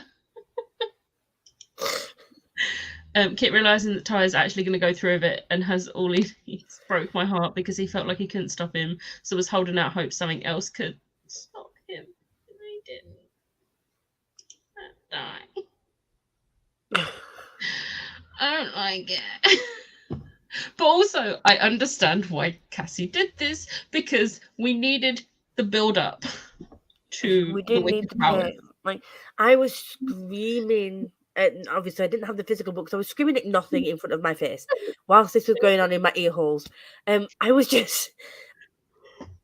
like, talk to him. Like, I was like, tell him that you love him, even if it's just, I love you, but not in that way. Like, say something, and just do something to just not go through with this. And then when he did it, and I went through and then Kit when I was agreed to go away with Tessa. Oh, that bit made me cry because it was feeling like, I want to come live with us. And I was like, oh, Tessa, I would come live with you, Jem and the baby. But then the fact that he didn't go and speak to Ty, and I was screaming internally and a little bit externally, not gonna lie. Like, just talk to him. Magnus tells Ty, it's like, it's because of you, and like Drew's like, oh, it's like, no, but Ty needs people to be like blunt and honest with him. So like Magnus, like, I completely agree with how Magnus did that. Like, just straight out, like, you hurt him. He doesn't want to talk to you. Yeah. Like, because otherwise Ty would not have understood he why wouldn't let it drop. Yeah. No, he wouldn't. He would have kept on. Like, it was the only way Magnus would have got him to understand Kit does not want to speak to you. You've hurt him. Yeah. And that hurt me. It very much hurt me. Oh, Ty on the beach at the end with Livy. And like Kit's up, we can see, and he can see them on the. Oh. I was still screaming when he was looking at them on the beach. Like, yes, literally, Tessa and Jem make me so happy. Tessa, Jem, baby. That whole part with Kit leaving and Magnus explaining to Ty, and well, that whole scene, it was too much. It hurt me a lot. Also, let's talk about Kit's power. That whole thing with the Riders and Menon. And we go back to the beginning where fairy blood in Kit's family. What does this mean for him as he grows up? Like, what? Oh. The exact words, you're more important than you think. Wicked power. And, you know, he's always thought it was from his dad, but it's actually from his mom. And also the fact that, like, hopefully with him going with Tessa and Jem, we might get more Tessa and Jem in the Wicked Powers and see how they definitely. And like that whole thing, because we all wanted more Tessa and Jem, and Jem is still not my fave. Will always be my fave. This is not a spoiler because I've said this before. The Ghost of the Shadow Market, a couple of the short stories take place after the Dark Artifices. I forgot that. Julian tried to get Ty to talk to him as well because he knows something's wrong. Chosen One. Yes. Hey, we love a Chosen One trope. What else? Oh my god. Can we before I get to this one? Windspear saving Kieran. Like that horse. Like, yes. This is the goodest boy ever. Good boy. Emma should have taken the opportunity to cut Zara's throat. She had Cortana against her throat. She wouldn't have even had to move her hand much. She could have done it easy.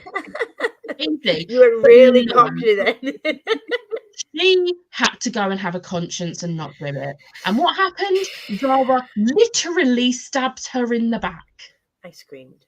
Literally. And then proceeds to carry on stabbing her. And I was like... And then that was the moment that broke me, because Julian has the flashback to holding Livy, and it's like, Livy, Livia. And he's having the flashback. No. Livy dying. And I'm like, can you please stop for this emotional damage? We can't take it. See, as much as I think Julian and his behaviours I don't agree with, and I don't think him and... You're probably going to disagree when I say this. I don't think him and Emma should have been together, because they weren't a communicative couple. They didn't talk. I don't think they are the best pairing. But like that whole end of the book, I was crying for a long period of time, like through the whole thing, because everything was just so sad. It was still stressful, but it was like a really emotionally stressful. The thing is, like with Emma and Julian, I think the main reason they don't communicate well, more so in like the beginning, is because they're not supposed to be feeling these things. Yeah. And like if they talk about them, then they're real. Yeah. And then if they're real, they have to deal with this. Yeah. And then they start doing things that Parabatar shouldn't be doing. And then they're like, we should talk about this. Let's see if we can get like exiled or something instead of like our mark strip. Oh, that's not going to happen. Let's go through all this emotional damage, not have any time to talk. They talked while they were in Thule though. And then obviously they came back and Julian got the spell taken off him and it was fine. And now they're not Parabatar anymore. I think that was very convenient. I didn't like that, actually. But it makes sense. It was done in a way that makes sense. The whole like Nephilim thing, it's the history. It's in their history books that this is what happened to Parabatai years and years before, when married couples could be Parabatai, and it would be like this big sacrifice for the couples to go into these battles and sacrifice themselves in this way with the curse. But then obviously they started covering up that was the reason, that they decided this shouldn't be doing this. And then that was when the rule came in. And over the years, the people who knew the reason behind that rule are no longer around. And it's just a thing. Very few people know the actual reason Parabatai can't be together. And now they know because they've had to deal with it. And it's very much the family was the reason they got through it. They would not have survived it if it weren't for the family. Yeah. Yeah, I get that. Yes, it's convenient. But also, people still died. Like, it's not sort of convenient when no one dies. Like, Cassie is not afraid to pull punches. She will kill characters off. Yeah, I get that. I just, feel like they wanted to be Parabatai. And although they have lost people in, this battle and stuff, they ended up getting what they wanted in the end. And it was kind of like their happy ending. I do agree that it's convenient, but it also does make sense because they've burnt out that curse. So obviously that rune is burnt off now. That rune no longer exists because it's gone. Yeah, I get it. Yeah. So yes, it is convenient, but there is an explanation behind it. It's not just like, oh, this has happened and everything's fine. Yeah, Like, there's a reason behind it. So like, if it was just a case of, oh, look, they've miraculously not got their own anymore, I would be like, Cassie, really? You're smarter than this. Oh, I was so done when the writers showed up again. I was like, oh, dude, with enough going on. Making it about them, and I'm like, there's a big battle going on. Can you just not? Can you sort out your problems later and have your little bitch fit later? Because we're not in the mood for this. Oh, I don't know if anyone knows the answer to this question right now, because I don't think Cassie has actually said what the time jump's going to be. I've got a feeling it will probably be between 2 and 5 years. yeah, That's how much she usually does between her newer, like not the last hour, that obviously. I mean, the last hours are set like 15 years off. No, a little bit more than that. Less than 20 years after the Infernal Devices. But like Mortal Instruments ends, Tales from the Shadowhunter Academy is the 2 years directly after, and then this trilogy is 3 years after Tales from the Shadowhunter Academy. So they're all fairly close together. So I reckon it will be between 2 and 5 years difference. I'm thinking 2 years. Yeah. It can't be that much of... Well, Or it can 3. be a big jump, but if they're going to do a trilogy, you'd expect it to start. Because in 3 years, Kit and Ty will both be 18. Yeah. But then they could do a 2-year jump, because it's very much Mortal Instruments main characters are like 16, 17. Dark Artifice's main characters were 17. Yeah. In all of the series, actually, the main characters have been between the ages of 15 and 18. So it makes sense. It makes sense. It does. Also, I've just seen you pop in. I don't know if you know, these are not sprints. This is a spoilery live show for Queen of Air and Darkness. If you've not read any of the Shadowhunter books before it, I don't want you to get spoiled if you're still here. Like, please don't spoil anything, because we are talking full spoilers. I've lost where we were. It jumped. Emma should have got Zara turned into a dog. She's a funny. Oh, that would have been amazing. Oh, that'd be great. Oh, what did Diana name Gwyn's horse? I don't think I wrote that. I didn't write that down. I did not write that down. I can't remember. They would have been a totally different couple if they weren't forced to become parabatai in order to stay together. Yeah. They would have been able to communicate instantly if they had actually, been able to be a couple. I mean, wouldn't have had this series technically, would we really? Yeah. It would have been the same thing, same series. That bit at the end with the cohort threatening to off themselves, I would have cheered them on, and that's awful to say, but I wouldn't want them to have the pleasure of having that power over me. Yeah, and the whole like, oh, will you be able to live with yourselves, and like having like meetings in this hall, knowing that children, like the children's blood is on your hands, and it's like, no, it's on yours because you're the idiots that want to go and kill yourself. So crack on. I love how they're literally like, all right then, you can have here. We're going to go there. You don't get our help anymore. I was like, yes. Yes. It's annoying that they're not going to be able to go back. Well, technically, they will end up going back because I think that they'll take it back. They'll take it back in some way, shape, or form. But the fact that they had to leave, I didn't like that. I mean, for me, again, because I'm savage, I like violence sometimes, I would have just been like, if you... in your own clear, like, I can't say sound mind because none of them are really saying out there they're a bit. Like, if you want to take your own life and you think that, then you crack on. Like, I'm not going to stop you. I hate you as a human being, so I don't care. But again, that's probably, obviously she plans out her books, doesn't she? She's probably going to come back at some point as a reason why Yeah. I would... Can we appreciate King Kieran opening up Fairy to everyone to get them to safety? I was just like, Kieran, I love you. And the fact that he went back to Fairy to be the Fairy King, knowing that he wouldn't be able to go back and see Mark and he'll call her Michelle then. Christina. I was like, Mark and Michelle. Mark and Christina. And he was like, you two be happy together. Like, I'll be okay knowing that you two are together and happy. And I'm like, stop. Please stop being so adorable, because it's not appropriate right now. One thing that broke me, and this is the section where there was like some pages had multiple blue on.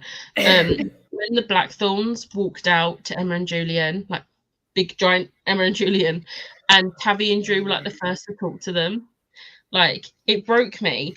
But there was a little bit of like comic relief in there, because I'm gonna find because they're all like saying things. So like Tavi's like, Jules, Emma, we're here. And then where is it? They're talking, and then it's Christina is like, who will be my best friend if you're not my best friend, Emma? And they're all saying these really like sad things. And Diana's like, who will drive me crazy with questions in the classroom if not you? And then Aileen is just like, Emma and Julian, I don't know you that well. And this giant thing is admittedly a huge surprise. That wasn't a pun.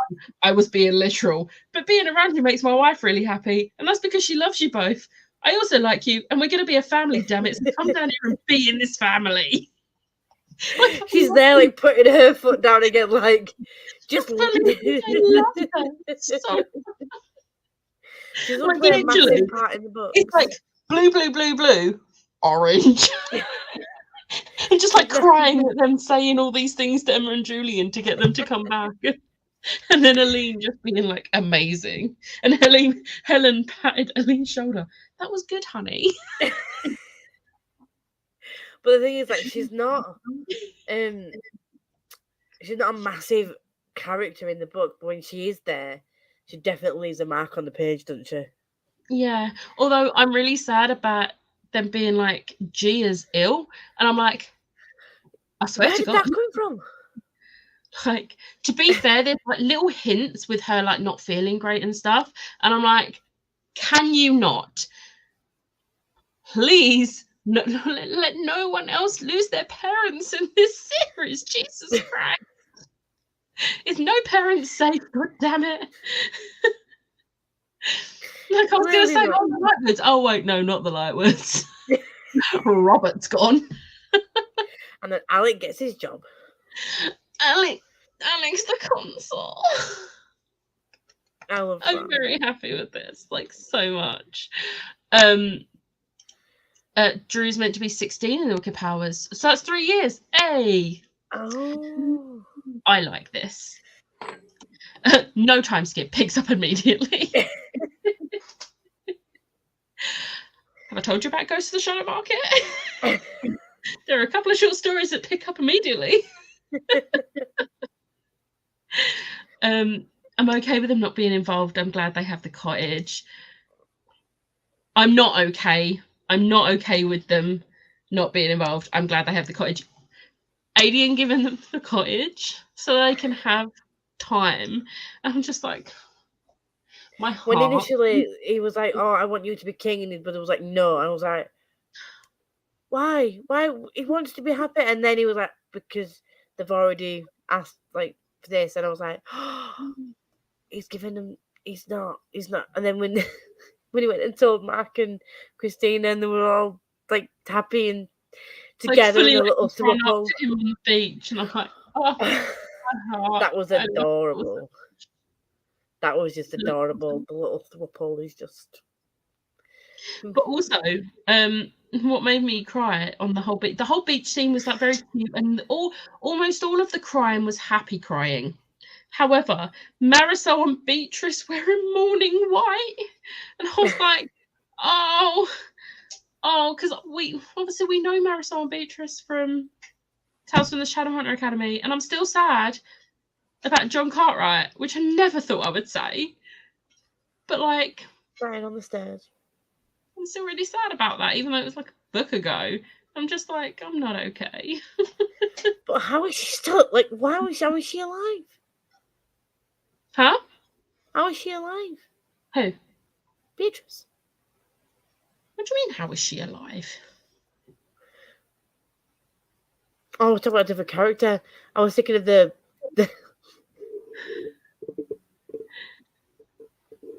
I was thinking of the cook from the previous series. Oh, oh my God, what's her name? The one who sings a lot. I can't.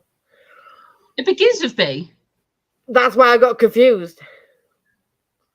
Bridget. Bridget.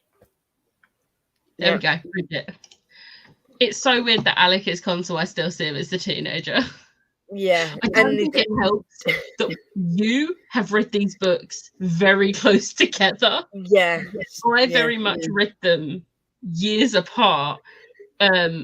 I think I read this for the first time like 3 years after I read The Mortal Instruments for the first time. So I had that little bit of a like time jump. Not as big a time jump as these books are, because that's a 5-year jump, but still. Yeah. Like, but yeah. But like Alec is fully like 22. 2 kids Because and he's now a husband. 18 at the end of Mortal Instruments, and then these are like 5 years after. So he's 23, not 22. My math is good. And his partner's husband is hundreds of years old. There's a bit of an age gap. How do you feel about age gap relationships? So the end of the book was just like happy, happy, happy. So like them saying about the new Shadowhunter Academy being at Luke's lake house. I was like, that was adorable. Like I love that little like, because Luke's not really in this series, but like he's still there in the background being Luke. And then Helen and Aline talking about babies and saying about we should have one. And but it's like maybe we should speak to like Alec and Magnus, because like babies just like fall out the sky for them. It's like toddler rain. I love them, but like I love like their little conversation, and I'm just like, oh, I want Helen and Aline to be a big part of the next book. I want to know how Magnus and Alec's kids grow up. Like, I want to see what they're like as adults, and like what the little Warlock powers are going to be, like how he's going to. Because the Wicked Powers is the last series we're getting, and there's not going to be a big enough time jump in that. Oh, it's not. That's not gonna. And Black Volume of the Dead, I doubt is going to be that much of a jump in front. I feel like that's probably going to be set between Queen of Air and Darkness and the first Wicked Powers. I mean, I could do a 10-year. No, that still would only mean that they were young kids. Yeah. Or they'd have to be like a 20-year jump, wouldn't they? But also, can we appreciate Alec asking Mark to be like part of the like Shadowhunter Downworlder Alliance, and him being like, I don't want to leave Christina. It's like, well, actually, I was going to ask Christina as well. We're just like, oh yes. Like they can help for it. Yeah, they're perfect for it as well. Just like, I love this. And then like, I know we mentioned it before, but Alec proposing to Magnus and then them getting married the same day, like, and it's like, I just finally like, just Alec being like, glad you said yes. Because like while he's off asking him, they're all getting the place ready for a wedding without Magnus knowing. Imagine if Magnus had said no. Like, oh, this is awkward. The fact that, like, so that's their final step as like a family, and then it got married in Shadowhunter and Warlock. Oh, that was adorable. That was the reason they didn't get married sooner, was that they wanted to be able to get married that way, not one or the other. I wanted that. But the fact that like their version of instead of putting a rune on him, like the whole. You started singing that, and I just remembered the other version on TikTok. It's like, I want a three-way. And it's like, no, that's Mark, Kieran, and Christina. Yeah. Both songs work for this book. But then when Diana and Gwen are talking, and she's like, I told everyone knows, and nothing bad happened. And I'm just like, the fact that she actually, I know that she legitimately, because her family wouldn't have approved, and she's been through a lot.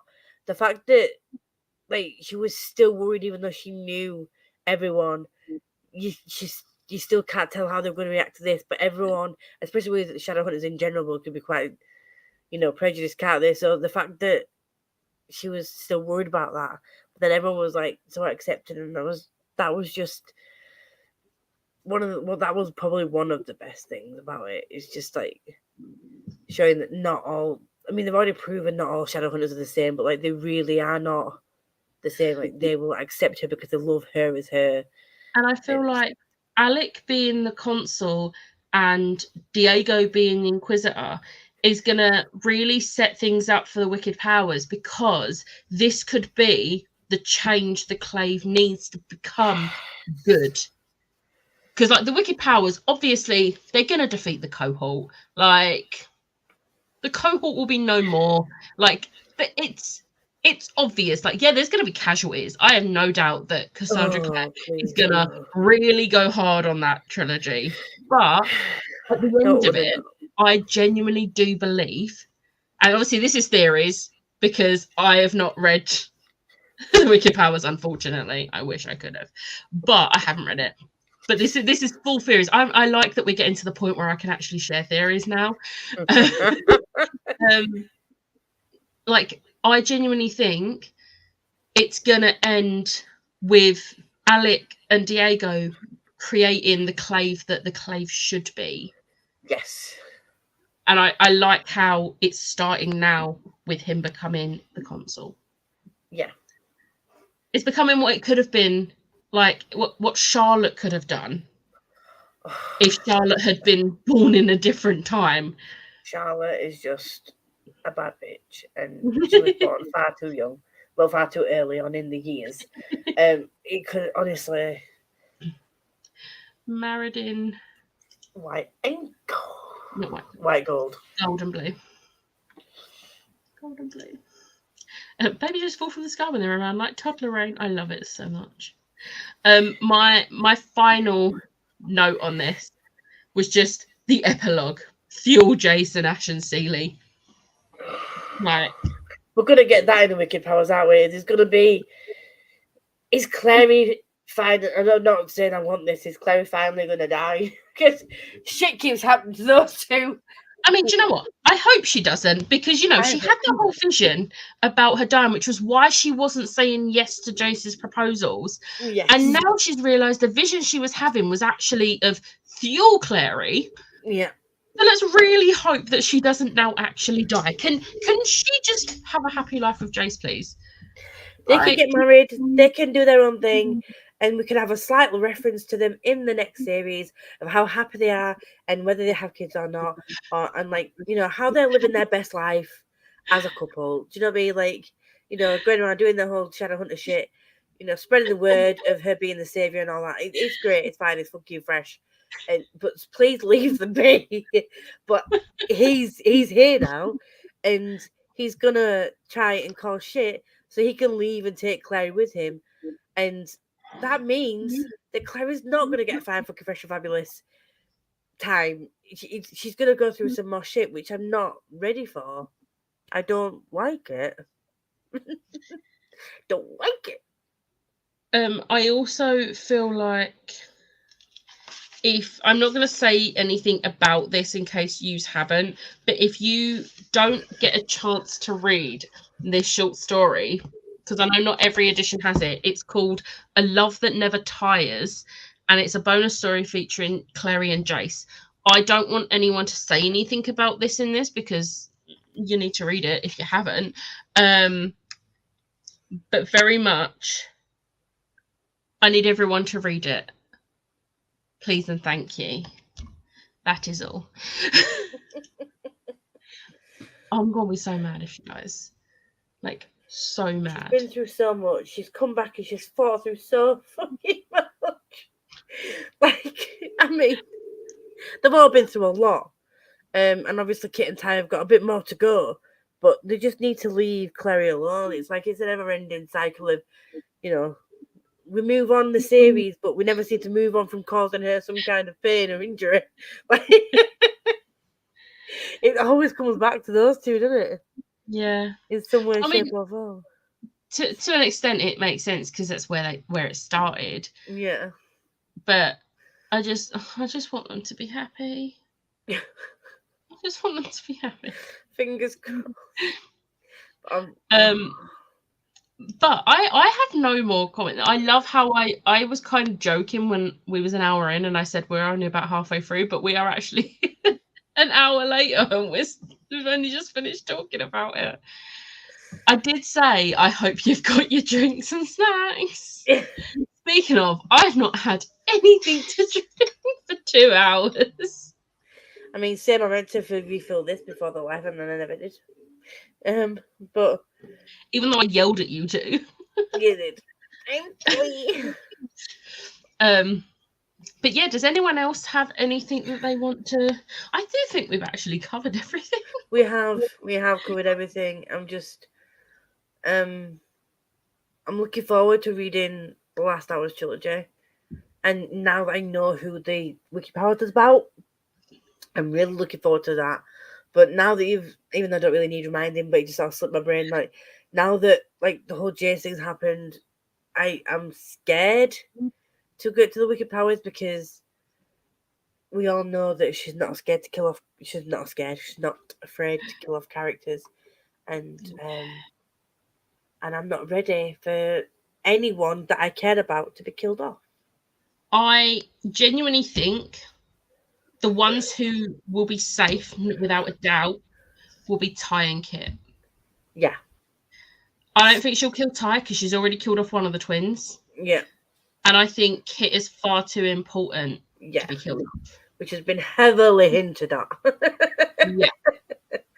So I'm very excited to talk more about this next month when we talk about Ghost of the Shadow Market.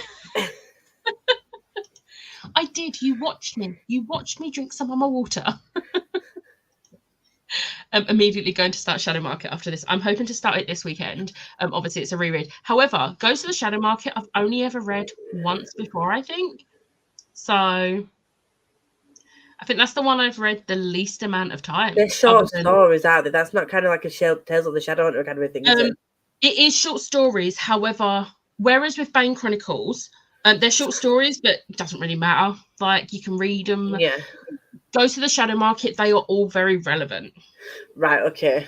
Some of them are relevant to how this ends.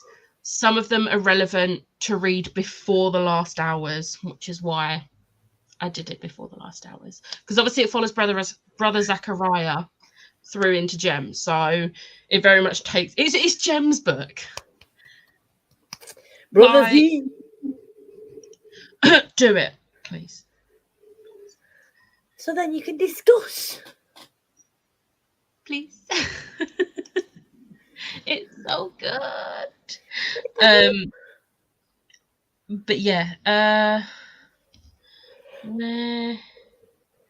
was gonna look at something. What was I gonna look at? Did we realized it?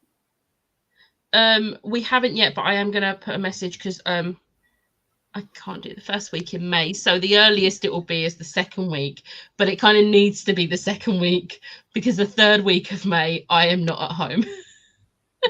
Why were you doing it on the third week of May? I'm with this one for her birthday. Really? Ash, I've already said I have the audio book. I actually only have one edition of Ghost of the Shadow Market as well, so it's not like I can even be like, oh, you can borrow this one, because I only have the hardback, and I will be tabbing the hell out of that. Case in point. I now have all the hardbacks of Cassie Clare from like the Infernal Device. Well, we'll have to Queen of Revere and Darkness. The 3 trilogies, and then the Bane Chronicles, Tales of the Shadowhunter Academy, and this. I just need to get the rest of the Mortal Instruments when they come out in hardback. Yeah, which I'm very glad they've confirmed that they are doing that. Literally, this is the perfect emoji for how I feel about Jim. He is a cutie, but will always be my favourite. See, you say this, however, I don't want to bring that chunky book with me. So we'll do the second week. We can figure out a date in the second week. Yeah, we can. That'll be fine. Let's see. Oh no, I've read Ghost of the Shadow Market twice. I read it in June 2019 when it came out, and then I read it in June 2020 when I was this will be my second time reading it. Okay, so this will be my third time reading Ghost of the Shadow Market. So the only ones that I haven't read more than once is the 2 Eldest Curses books that we've got, and then Chain of Iron and Chain of Thorns. Because I've read Chain of Gold 3 times. I read them 3 times. I read it 3 times in the year of 2020 when it came out. Fucking hell. Oh my god. Yeah. You are crazy. It's a big book. And it's all well and good the fact I'm going to be in a car going to Ashes, but I'm going to be in a train coming back. And that's a chunky book. So yes, we'll do the second week. It's fun. I usually try and do the first or second week. But yeah, I'll let everyone know the exact date once we have discussed. But thank you everyone for joining and talking with us for over 2 hours about this chunky book. My favorite. Yeah. Thank you to the people who 5-starred it. You are my favorites. Rude. I'm waiting for a comment from Ash. And on that note,